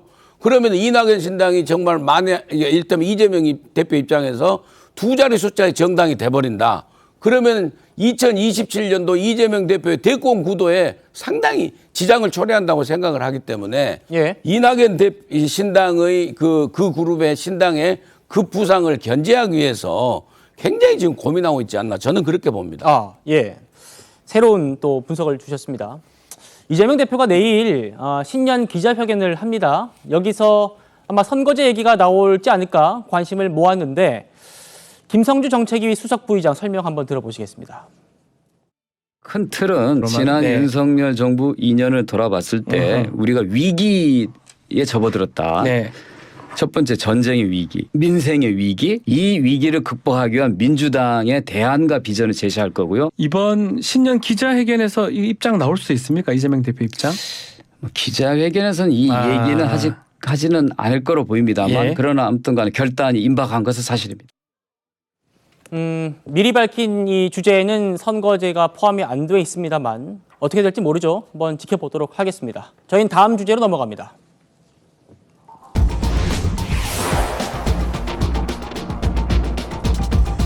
네, 지난주 목요일이죠. 배현진 의원의 습격 사건이 전해지면서 정치권 그리고 저도 굉장히 큰 충격을 받았었습니다. 중학생이던 A군이 왜 배 의원을 습격했는지 그 이유가 의문이었는데요. 당시 현장에 있던 수행비서가 들은 범행 이유는 이러했다고 합니다. 그래픽 보겠습니다. 배현진 의원 보자고 한 얘기입니다. 이 범행 직후에 이 수행비서가 그러니까 이 피의자 중학생 A군을 직접 체포해서 경찰에 인계한 그 사람이죠. 이 수행비서가 피의자한테 너 왜 그랬습니까? 이렇게 물으니까 정치를 이상하게 하잖아요 라고 답을 했다는 겁니다. 그리고 참고인 조사 때 이 피의자 A군의 부모가 평소에 이 아이가 정치에 굉장히 관심이 많아서 이 부분 이재명 대표의 피습을 보고 모방한 것 같다 이런 얘기를 했다는 겁니다. 정영진 변호사님. 네네. 어떻게 좀 들으셨습니까? 참 그 범행 동기치고는 참 희한한 것 같다. 네. 그런 생각이 드는 게 일단은 저 그 중학생이잖아요.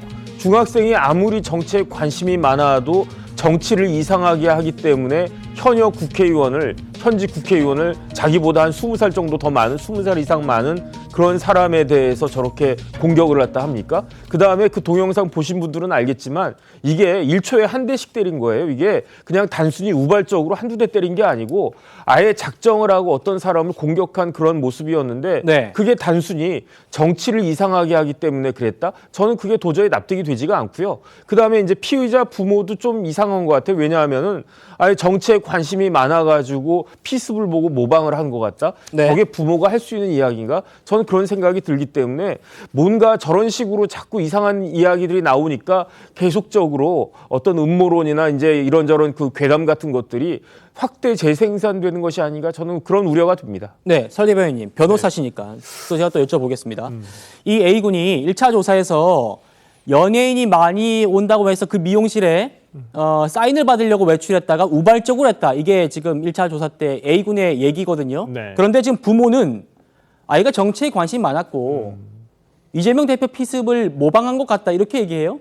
좀 네. 모순이 있는 거 아닙니까? 아마 그러니까 이제 15살이라고만 우리가 알고 있잖아요. 뭐 중학생인데 상당히 어떤 여러 가지 분야 그리고 자기가 특정 분야에 관심이 제일 좀 많을 나이이기도 합니다. 그 당시가 어쩌면 저도 어렸을 때 그 당시에 신문도 많이 봤던 것 같고요. 당시에는 네. 아마 뉴스라든지 이런 부분에 자기가 정치 분야에 있어서 관심을 많이 가졌던 것 같고 최근에는 특히나 뭐 남녀 고화를 불문하고 유튜브 뭐 이런 거 굉장히 SNS나 이런 걸 굉장히 많이 보거든요. 네. 그렇다고 한다면 어떠한 그 사실관계에 있어서 확증 편향이 생겼을 수도 있어요. 그러니까 저는 범행을 저지른 저 학생만을 탓하고 싶지는 않습니다. 그러니까 분명히 이건 정치권에서라든지 네. 그다음에 우리가 어떤 정치권 주변에서 어떤 평론이라든지 이런 부분에 있어서 어른들이 책임이 저는 있다고 봐요. 그러니까 이걸 단순히 저 행동을 한 아이가 이상한 아이다 이렇게 볼 것은 아니라고 보고요. 저런 아이들이 어떻게 저런 생각을 가지게 됐을까? 그다음에 어떤 정치에 있어서 이런 부분들에 있어서 서로를 악마화시키는 이런 정치 현상이 저는 저게 단편적으로 드러났다고 보거든요. 네. 그렇다고 한다면 우리가 상대방을 인정을 하고 상대방의 정치의 어떤 의견에 대해서 다툴 수는 있습니다. 그렇지만은 그것을 상대방 자체를 악마화하고 나만 선이다. 나는 무조건 옳아. 이렇게 얘기를 하는 것 자체가 저렇게 나타날 수도 있는 것이거든요. 그러니까 어른들이 저는 정치권에서 이번 기회를 통해서 더 이상 우리가 상대방에 대해서 인정하지 않거나 부정하거나 이런 부분의 문화를 좀 지워야 되지 않을까라는 생각이 들어서 좀 씁쓸하기도 하고요. 네. 아이가 우리가 바로 체포된 직후에 긴급 입원이 됐을 만큼 물론 개인적으로도 정신적으로도 상당히 그런 부분이 있어서 치료를 잘 받아서 나중에 정상적으로 와서 또 건강한 학생으로 자라나길 저는 기원합니다. 네. 이 A군이 가려고 했던 그 미용실 관계자는요. 사건이 일어나기 전부터 이 A군을 주목했다고 진술하고 있습니다. 들어보시죠. 어떤 그 연습생 이름을 대면서 그 친구 찾으러 왔는데 자기가 둘러보겠다고 하고 그냥 들어가서 한 바퀴 둘러본 거죠. 저희 샵은요, 그 연예인을 하는 샵이 아니라서 메이크업실이 존재하지 않아요. 연예인은 다니지 않습니다. 3, 4주 전에 계단이 있어요. 젊은 어린 친구가 항상 7시, 8시까지 누군가를 기다리는 듯이 이렇게 해서 직원 그 남자친구인 줄 알았는데 이렇게 알고 봤더니 그 친구더라고요. 저희는 처음에 상상도 못했거든요. 송모무장님, 그러니까 미용실 관계자 진술을 보면 이 A군은 연예인 사인 받으러 갔다고 했는데 정작 이 미용실에는 연예인은 다니지 않는다는 거예요? 연예인도 다니지 않고 또 종이와 펜도 안 들고 있었다고 하죠. 그렇죠. 돌만 가지고 있었는데 저것은 우발적으로 보기가 어려운 게 처음부터 배현진 의원이 차에서 내려서 그 현관으로 들어서는 순간까지 몇 초밖에 안 걸렸어요. 몇 초밖에 안 걸렸는데 배현진 의원이 시작하고 2번을 물어보고 공격을 했거든요. 네. 만약에 우발적으로 했다 하면은 그 순간적으로 몇 초 사이에 공격을 해야지 이렇게 생각하기는 어려운 거죠. 그러니 몇 초 사이에 했다는 것은 이 목표를 정해놓고 기다리고 있었다는 이 이야기가 되는 것인데 특히 그 공격을 한 동기가 정치 이상하게 하기 때문에 이 말은 지금 정치권에서 상당히 충격적으로 받아들여야 됩니다. 예. 15살 소년이 정치를 이상하게 해서 이런 짓을 저질렀다. 그러면은 그동안 기성 정치권이 얼마나 정오, 혐오 정치를 해왔고 진영 가르기, 편 가르기 이렇게 해서 15살 소년에게까지 그 영향이 미쳤다고 봐야 되는 거거든요. 그리고 그러면 정치를 이상하게 한 사람이 누구냐? 배현진 의원이냐? 아니면 국민의힘이냐? 아니면 정치권 전체냐? 여기에 따라서 또 달라질 수가 있어요. 네. 저 사건의 성격은 뭐 일부에서는 뭐 이재명 대표가 재판에 출석하는데 저 나타났다 뭐 이런 이야기도 있지만은 그렇다고 꼭 뭐 이재명 그 대표 쪽이라고 보기도 어려운 것이고 어쨌든 일단 삐뚤어진 거거든요. 우리 정치를 보는 마음이 완전 상당히 삐뚤어져 있는 거예요. 그리고 삐뚤어진 원인을 제공한 사람들이 지금 기성 정치권인데 지금 여전히 또 총선 앞두고 더 이 정오 정치, 뭐 혐오 정치를 부추기고 있으니 또 다른 모방 범죄가 일어나지 않을까 걱정도 됩니다. 예, 정 변호사님. 지금 이번 사건 이후에 또 논의가 되고 있는 이 사회적 문제가 촉법 소년의 연령을 이제는 좀 하향해야 되는 거 아니냐. 경복궁 낙서범도 그렇고 어떤 뭐 이 촉법 소년이라는 걸 노리고 의도적인 범행이 좀 늘어나고 있기 때문에 연령 하향 문제를 좀 공론화해야 되는 거 아니냐라는 얘기가 나오고 있습니다.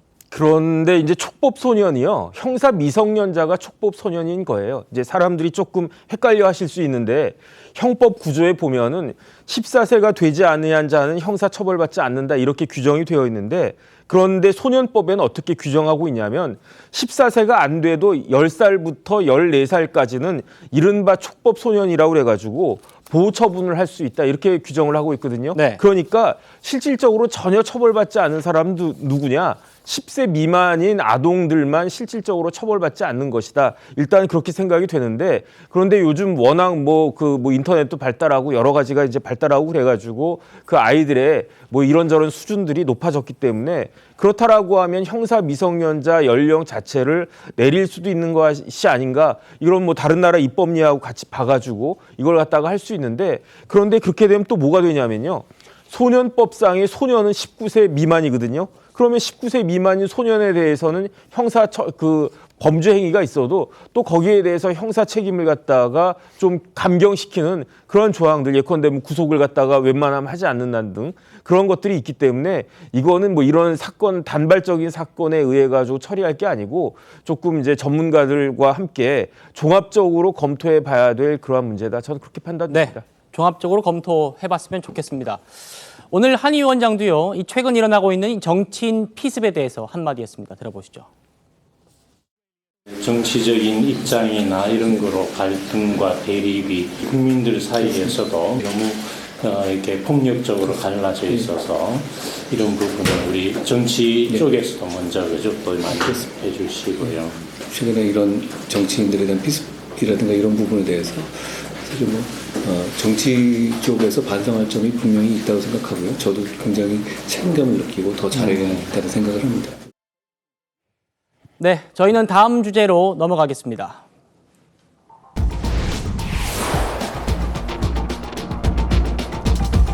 조국 전 장관 부부의 입시 비리 혐의를 심리하는 재판부에 차범근 전 축구대표팀 감독이 탄원서를 제출했다고 합니다. 차범근이 왜? 많은 분들이 의문을 가지고 있는데요. 그래서 준비를 했습니다. 차범근 감독은요, 조국 부부와 별다른 인연은 없다고 합니다. 보겠습니다. 다음 달 8일 항소심 재판이 시작되는데 차 전 감독이 이렇게 탄원서를 냈다고 합니다. 조국 자녀들이 아들과 딸이 모든 걸 내려놓았다. 용기와 반성을 헤아려 주시길 부탁드린다. 이렇게 재판부에 탄원서를 냈다는 겁니다. 이번 탄원서에는 차범근 전 감독뿐만이 아니라 영화 감독이나 다른 각계각층의 인사들이 포함이 돼 있다고 합니다. 설주환 대변인님, 네. 어떤 인연이 있어가지고 차범근 전 감독이 이렇게 좀 탄원서를 냈을까요? 글쎄요. 그러니까 그것까지 뭐 사적인 뭐 인연까지 뭐 제가 확인할 수는 없었습니다만은 네. 과거에 조국 어떤 교수의 주변에 있는 분들, 그러니까 지금에 어찌 보면 뭐 야권 성향에 계신 분들이 또 굉장히 문화적으로나 어쩌면 뭐 체육계라든지 이런 부분에 있어서 굉장히 폭넓게 교류를 하시던 분들이 많으세요. 뭐 그 중에는 예를 들어서 뭐 방송인 뭐 김어준 씨라든지 뭐 그런 분들도 계실 것이고요. 그 차범근 감독이라든지 이런 분들, 차두리 지금은 또 감독을 하고 계시는데 차두리 선수라든지 이런 분들이 아마 저는 그런 부분에서 중간에 어떤 조국 교수가 직접적으로 알 수도 있고 뭐 모르겠습니다만은 중간에서 어떤 조국 교수를 안타까워하시는 분들이 주변에 어떤 저명 인사들이라든지 아끼는 마음에서 이런 탄원서를 제출한 것은 아닌가. 라는 저는 개인적인 생각을 해보고요. 뭐 탄원서라는 것이 뭐 유죄 무죄에 어떤 큰 영향을 주는 것은 아닙니다. 기본적으로 양형. 그러니까 예를 들어서 무죄가 됐었을 때는 뭐 탄원서가 굳이 필요가 없었겠지만은 만약에 유죄가 인정됐든 되더라도 어찌 보면 탄원서로 어떤 것을 주변에서 이 사람이 꼭 예를 들어서 구속이 되지 않아도 된다라고 한다든지 아니면 이 사람은 사회에 왔을 때 재범의 여지가 없다라는 어떤 그런 부분들을 어필하기 위해서 보통 변호인들이 탄원서를 제출하는 것이거든요. 양형의 요건으로서. 네. 그렇기 때문에 저는 그런 점에서 아마 그 조국 교수 측에서 이러한 그 사회 각계각층의 어떤 유명 인사들에 대한 탄원서를 제출한 것은 아닌가라는 생각을 해봅니다. 네, 제가 아까 그래픽을 설명드리면서 8일에 재판이 시작된다라고 설명을 드렸는데 선고일이었다는 점을 제가 정정하겠습니다. 송 본부장님. 네.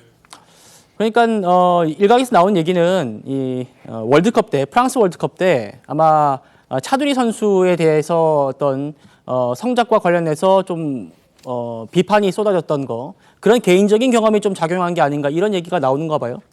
저도 그때를 기억을 하는데 98년 프랑스 월드컵이죠. 그때 차범근 감독이 이끄는 축구 대표팀이 성적이 상당히 부진했어요. 그래서 현지에서 해임이 돼버렸습니다. 축구 대표팀 가면 현지에서 해임이 됐고, 그러니까 안티 팬들이 막 비판을 했죠. 비판을 하는데 그때 지금 현재 축구 대표팀 코치인 차두리 코치가 그때 고대 입학을 앞두고 있었는데, 맞아요. 예, 고대 입학도 막아야 된다. 그러니까 특기생으로 입학을 하는 거죠. 그것도 막아야 된다. 이래서 악플에 막 시달렸기 때문에 지금 차범근 감독은 이야기를 하는 것은 아이들은 좀 충분히 이 본인이 내려놓을 거 내려놓고 자성을 하고 있다. 이렇게 이야기를 했지 않습니까? 그 용기와 반성을 헤아려 달라고 했는데, 그런데 이 팩트도 실제로 그 조민 씨나 이렇게 내려놓은 게 아니고 박탈당한 거죠. 박탈당한 상황이고, 또 하나는 이 아이들 때문에 이런 그 탄원서를 냈다고 하는데, 실제로는 조금 전에 말씀하셨다시피 조국 정경심 씨 재판 그 선고가 2월 8일에 앞두고 있습니다. 네. 그 재판부에 이걸 낸 거예요, 탄원서를. 그러면은 조국 정경심 씨에 대해서 죄를 좀 가볍게 해달라고 이렇게 낸 건데, 실제로는 그럼 아이들 때문에 이 조국 정경심 재판부에 탄원서를 냈다 이렇게 되는 거잖아요. 그러니까 좀 앞뒤가 좀 맞지 않고, 특히 지금 조국 전 장관이 어떤 뭐 지금 정치를 하겠다고 하고 총선에 출마하겠다고 하고 신당 이야기를 하고, 조민 씨는 또 유튜브 활동을 하고 최근에도 뭐 강원도 가서 이런 것을 냈잖아요. 이게 자숙하는 모습이라고 보기 어려운 것이고, 지금 조민 전 장관이 정치를 하려고 하는 이 상황에서 차범근 감독이 선처해달라고 탄원서를 냈다면은, 이걸 생각하기에 나름으로는 차범근 감독도 지금 정치에 발을 들여놔버리는 결과적으로 그런 상황이 됐기 때문에 저는 차범근 감독 쪽에서 다시 한번 상황 설명이 좀 필요하다고 봅니다. 네. 그래서인지 투병 중에도 이제 정치 논평을 이어가고 있는 전효옥 전 의원이 한마디를 보탰습니다. 보겠습니다. 차범근 전 감독이 차두리를 대신해서 뭐 볼을 차줬냐 아니면 허위 경력서를 만들어줬는지, 있지도 않은 구단에 있었던 것처럼 잘하는 구단주에게 가짜 재적 증명이라도 뗀 적이 있냐. 모두 이제 조민 씨와 관련된 그런 얘기들을 빗댄 거죠. 민영삼 원장님. 그러니까 전효옥 전 의원 얘기는 어떻게 둘을 똑같이 비교할 수 있겠냐 이 얘기입니다. 그렇죠. 그러니까 차범근 감독의 그 자제하고 조국 전 장관의 자제하고 어떻게 같냐, 전혀 다르다. 그렇게 얘기를 하는 건데, 저도 전효옥 전 의원의 의견에 상당히 동의를 하는 겁니다. 그러니까 조국 전 장관이 지금 현재 제대로 진정성 있는 반성을 하지 않고 국민들한테 그 공감을 지금 못 불러내고 있지 않습니까?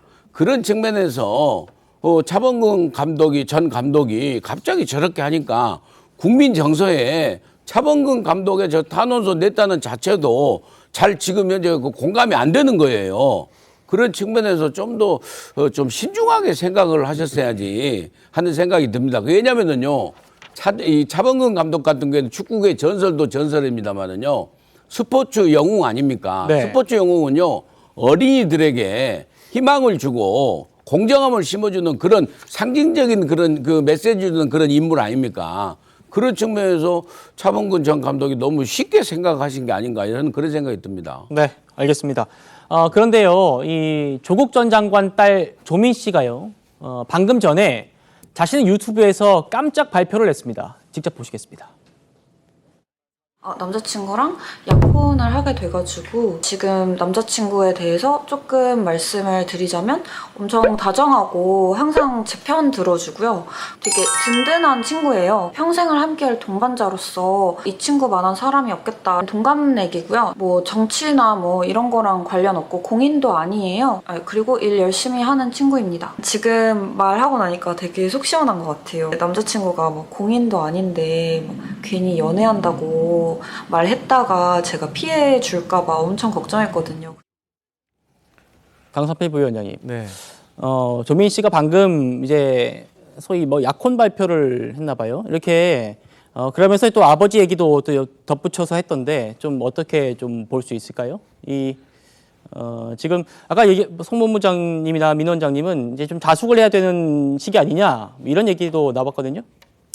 네, 맞습니다. 이 조국 장관 일가가 어찌 됐든지 간에 파탄이 나지 않았습니까? 그래서 뭐 얼마 전에 기사를 보니까 뭐 3년 만에 온 가족이 한번 모여서 식사를 했다는 그런 기사를 전해 들으면서 또 마음이 그렇게 좋지는 않더라고요.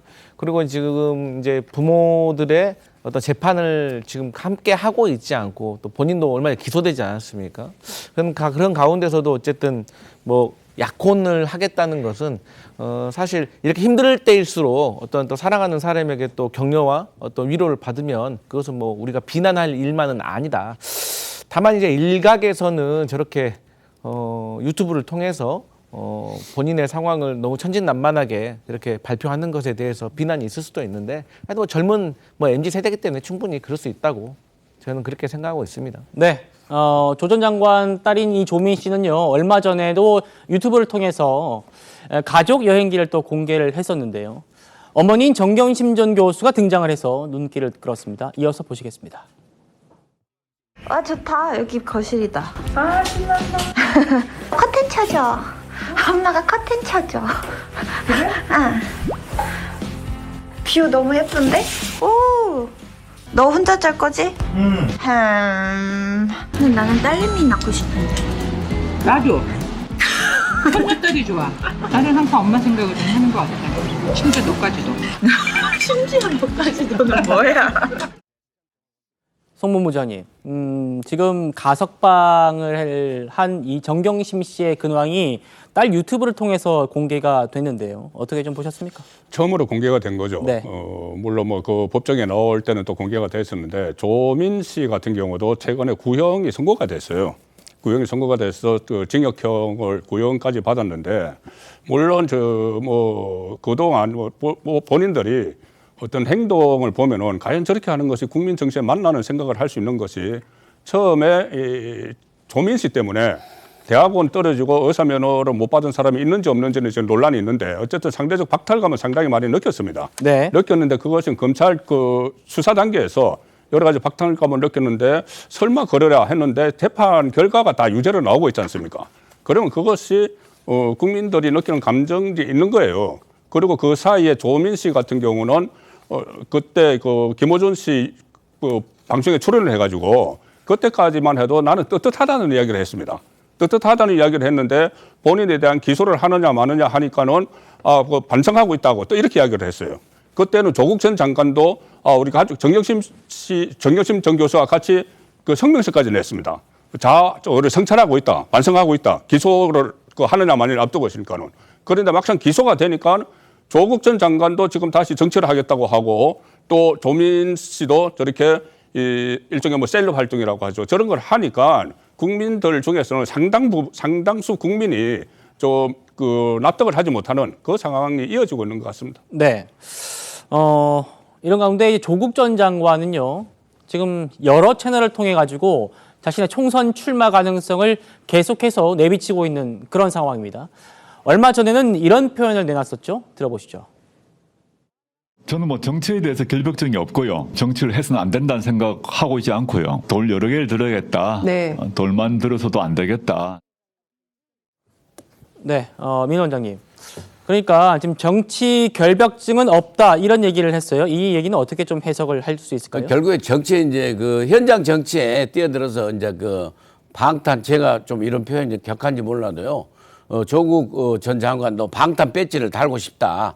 그것이 어떤 방탄 배지냐? 비법률적 방식으로 자기의 법률적인 이런 자기 표현을 하면 그 가족의 도륙이 될 때까지 파탄이 난 이런 부분을 비법률적으로 한번 극복해 보겠다라는 측면에서 정치의 일선에 나서서 결국에 국회의원 배지를 달고 싶다. 그런 얘기를 저렇게 은연중에 우회적으로 표현한 것으로 보는데 네. 과연 국민적 지지가 얼마나 있을지 좀 두고 볼 일이라고 생각합니다. 네, 설 대변인님. 네. 그러니까 지금 조 전 장관이 계속 돌을 언급하면서 조금 비유를 하고 있는데 어떻게 좀 보십니까? 네, 뭐 돌이란 것이 저는 이제 정치적인 어떤 본인의 출사표라고 저는 생각을 해요. 네. 이 출사표를 몇 개를 들어야 될 것인가 아니면 이 뜻이라고 보는데 근데 뭐 한간에는 작년에 뭐 가을부터 조국 신당에 대한 얘기들이 굉장히 정치권에서는 많이 회자가 됐었습니다. 그런데 아까도 얘기를 했지만은 2월 8일에 있을 선고가 굉장히 중요하거든요. 지금 그것 때문에 멈춰 있다는 얘기도 뭐 들리고는 합니다. 왜 그러냐면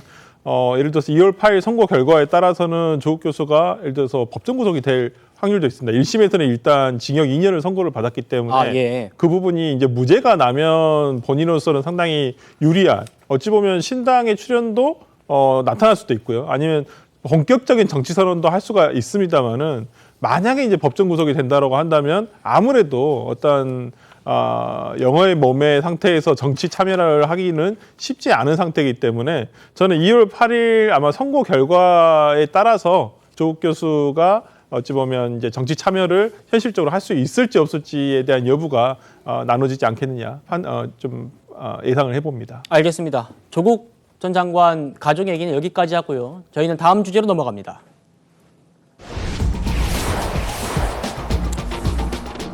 또 다른 재판 얘기해 보려고 합니다. 내달 그 항소심 첫 재판을 앞두고 있는 김용 전 부원장이요. 법원의 보석 조건을 어기고 위증교사 사건 피의자들과 수사 상황을 공유한 정황이 추가로 밝혀졌습니다. 특히 전직 이재명 캠프 상황실장들이 어떻게 허위 얼리바이를 만들었는지 그런 구체적인 내용도 드러났는데요. 먼저 여기와 관련된 유동규 전 본부장 얘기 듣고 오시겠습니다. 그때 당시에 김용이 사파리를 입고 왔거든요. 쇼핑백 그냥 덜레들고 나가면 보이니까 그래도 형 여기다가 감추고 좀 가라 해가지고 사파리 안에 그 1억을 갖다가 겨드랑이 껴가지고 갔다는 걸 이야기하니까 판사님도 이제 그거를 되는지가 궁금한데 그래서 내가 법정에 있던 사람 옷을 빌려가지고 다시 재현해가지고 하니까 감춰져요. 판사님도 약간 튀어나오긴 하는데 감춰지기는 하네요. 자, 보겠습니다. 그러니까 이 이모 씨, 이 김용 재판에서 위증을 했다는 의혹을 받는 이모 씨, 이분은 지금 자신의 혐의를 거의 인정을 하고 있습니다. 그러니까 박 씨와 서 씨, 이재명 캠프 상황실장 출신의 이 두 사람이 이모 전 원장 위증을 했다는 이분한테 가서 당시 김용의 옷을 남색 사파리 재킷이라고 그동안 유동규 전 본부장이 들으신 대로 진술을 해왔는데 이거를 블루 콤비 재킷으로 바꿔서 얘기해달라. 이렇게 지금 위증을 교사했다는 게 추가로 드러난 겁니다. 정혁진 변호사님. 네네. 어떻게 좀 보셨습니까? 이게 어떻게 된 거냐면요. 그 김용 전 부원장이 2022년 10월 22일에 영장 발부돼가지고 구속되고요. 11월 9일에 기소가 됐거든요. 그런데 저 일이 언제 일어난 거냐면 2023년 4월에 지금 앵커가 말씀하신 그 상황실장 2명이 이 원장을 만나가지고 위증을 부탁을 해요.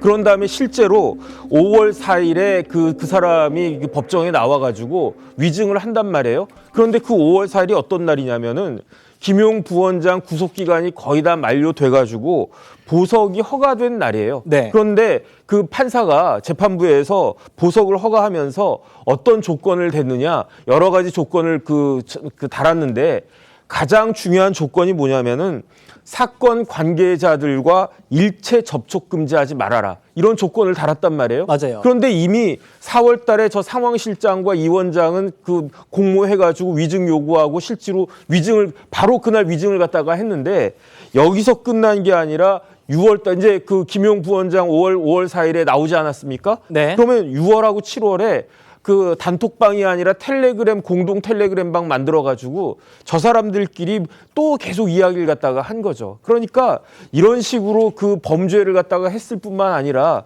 그 법원의 여러 가지 그 조건을 갖다가 위반하고 실질적으로 이렇게 사건 관계인들과 접촉한 것들이 다 드러났기 때문에 그래서 법원에서 판결할 때 1심 판결할 때 어떻게 이야기했냐면은 그 김용 부원장이 뭐 정치자금법의 입법 취지와 선출직 공무원에 대한 사회적 신뢰를 심각하게 훼손했는데 반성도 없었고 심지어 어떤 행위까지 했느냐. 위증도 하고 허위 자료까지 제출했다. 그래가지고 징역 5년 나온 거 아니겠습니까? 네. 그다음에 이제 사건 관계인과 접촉하지 말랬는데 접촉했다. 이런 것들이 다 입증이 돼가지고 징역 5년이 나온 건데 중요한 건 뭐냐면요. 왜 김용과 그 이모 원장과 상황실장과 이런 사람들이 저렇게까지 했는가? 단순히 김용을 지키기 위해서 저렇게 했는가? 그 부분에 대해서 상식적으로 심각한 그 의문이 드는 것이 사실 아닌가 싶습니다. 예. 이들은 또요, 검찰의 주장을 깨기 위해서 아주 치밀하게 시간대까지 조작을 했다고 합니다. 보겠습니다. 지금 이 이재명 캠프 관계자들, 김용 재판에서 위증을 교사했다는 이 사람들이 증거 하나를 갖고 있었어요. 신모 씨, 역시 이재명 캠프 관계자가 이 수원 컨벤션 센터 주차장에 오후 4시 7분에 결제한 이 영수증, 이 물증을 하나 갖고 있었습니다. 이걸 활용한 겁니다. 4시 7분에 결제를 했는데 김용이 유동규 등으로부터 뇌물을 받았다고 한 시각이 성남에서 6시였어요. 그러면 4시 7분에 수원에서 나오면 충분히 성남시까지 6시까지 도착할 수 있다는 겁니다. 그게 검찰의 논리였는데 그걸 깨기 위해서 이 원장한테 이렇게 얘기를 합니다. 이 시간보다 4시 7분보다 30분에서 40분 정도 늦게 나간 걸로 해달라. 그러면은 수원에서 성남까지 가는데 시간이 걸리기 때문에 6시에 돈을 받았다는 검찰의 알리바이가 깨진다. 이렇게 얘기를 하면서 30분, 40분 늦게 나간 걸로 얘기를 해달라고 이렇게 진술을 종용한 겁니다. 다음 그래프 보실까요? 네. 그리고 아주 더 치밀하게 이 원장의 신용카드를 쭉 다 떼보라고 합니다. 그러니까 이 원장이 그때 6시 15분에 인천의 한 식당에서 꼬막 비빔밥을 결제한 내역이 있다는 거예요. 그러면 또 다시 수원에서 인천까지 가는 시간을 쟀을 때 그러면 4시 50분쯤으로 하면 좋겠다. 이렇게 검찰에다가 진술하자. 이렇게 아주 치밀하게 이 시간대까지 조작을 해서 검찰에다가 진술하도록, 재판에서 진술하도록 했다는 겁니다. 송 본부장님. 네. 핵심은 이거죠. 핵심은 지금 유동규 씨는 성남 판교에 있는 유동규 씨 본인의 사무실에서 돈 1억 원을 줬다는 이야기잖아요. 네. 그런데 이 김용 씨는 이 알리바이 조작을 한 거죠. 알리바이 조작을 해서 그 시간에 본인은 판교에 있었던 것이 아니고 수원에 있는 경기도 그 상권진흥원에서 그 만나고 있었다. 이모 원장을 이야기지 않습니까? 알리바이를 조작을 한 건데 이 조작하는 과정에서 조금 전에 말씀하신 대로 시간도 서로 맞추고 옷도 유동규 씨가 진술한 것과 반대되는 쪽으로 자켓을 입었으면 자켓을 입으면은 돈봉투가 안 들어가죠. 네. 이 그 코트하고 반대로. 그래서 그런 식으로 다 맞췄는데 저희는 여기서 중요한 게 뭐냐면은 이 이모 원장은 경기도 상권진흥원 원장이죠. 그러니까는 이 경기도지사 할 때 이재명 대표가 경기도지사 할 때 그쪽에 그 측근 중에 한 사람을 봐야 되겠죠. 그런데 이 상황실장 두 사람은 이 이모 원장과 서로 모르는 사이예요. 모르는 사이인데 이 서로 만나서 입을 맞추는 겁니다. 네. 이건 뭐냐 하면은 그 외에서 누군가 지시를 해서 지휘를 한 사람이 있다는 이야기가 되는 거죠. 그러니까 이재명 대표 쪽일 수밖에 없는 거죠. 이재명 대표 쪽에서 양쪽을 다 아는 상황이니까는. 그러면 왜 그렇게까지 했느냐, 김용 씨에 대해서. 김용 씨가 지금 1억 원 받는 혐의가 저것을 뭐냐면은 대선 후보 경선 때 그 대장동 일당으로부터 돈을 받았다는 그 돈이에요. 네. 전부 해서 20억을 요구를 해서 뭐 8억을 받았다는 그 돈이면은 그러면 결국 그것은 최종 수혜자는 이재명 대표가 되는 것이기 때문에 이재명 후보가 되는 것이기 때문에 그 전에 이것이 이재명 후보에게 올라오는 것을 차단하기 위해서 저런 알리바이까지 조작을 한 거 아닌가 이런 상황이 충분히 설명이 되고 있는 거죠. 네, 설 대변인님. 저희 그래픽 좀 같이 보겠습니다.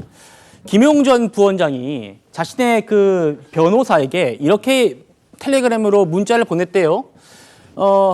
들으셨던 이전 원장이 신모 씨의 그 영수증 그런 사실에 기초해서 증언함에도 불구하고 위증 혐의가 가능하냐 이렇게 묻는 대목을 보면 이 김용전 부원장도 이런 정황들 사실들을 알고 있었지 않겠냐, 적어도 인지는 하고 있었지 않겠냐 이런 의심이 드는데요. 어떻습니까? 그런데 인지라는 것이 사후적인 인지 같은 경우에는 어떤 범행에 가담했다고 보기는 어렵습니다. 법적으로는 사전에 어떠한 이러한 위증에 대해서 교사를 한 거에 대해서 인지를 했다든지 아니면 방조에 대해서 인지를 했다든지 어떤 위증을 함에 있어서 그 사전적에 알았을 때는 이제 법적으로 문제가 됩니다만은 사후에 이런 부분에서 그냥 인식만 하고 있었을 경우에는 아무래도 법적으로는 이 부분 위증 교사에 가담했다 보기에는 조금 어려울 수도 있는데 이 부분과 관련해 가지고는 이제 검찰의 수사를 조금 더 지켜봐야 되지 않을까 싶습니다. 네, 알겠습니다. 김용전 부원장 측도 여전히 혐의를 전면 부인하고 있기 때문에 재판 결과 보겠습니다. 저는 1분 뒤에 돌아옵니다. 네, 저희는 내일도 오후 5시 20분에 찾아뵙겠습니다. 여러분 고맙습니다.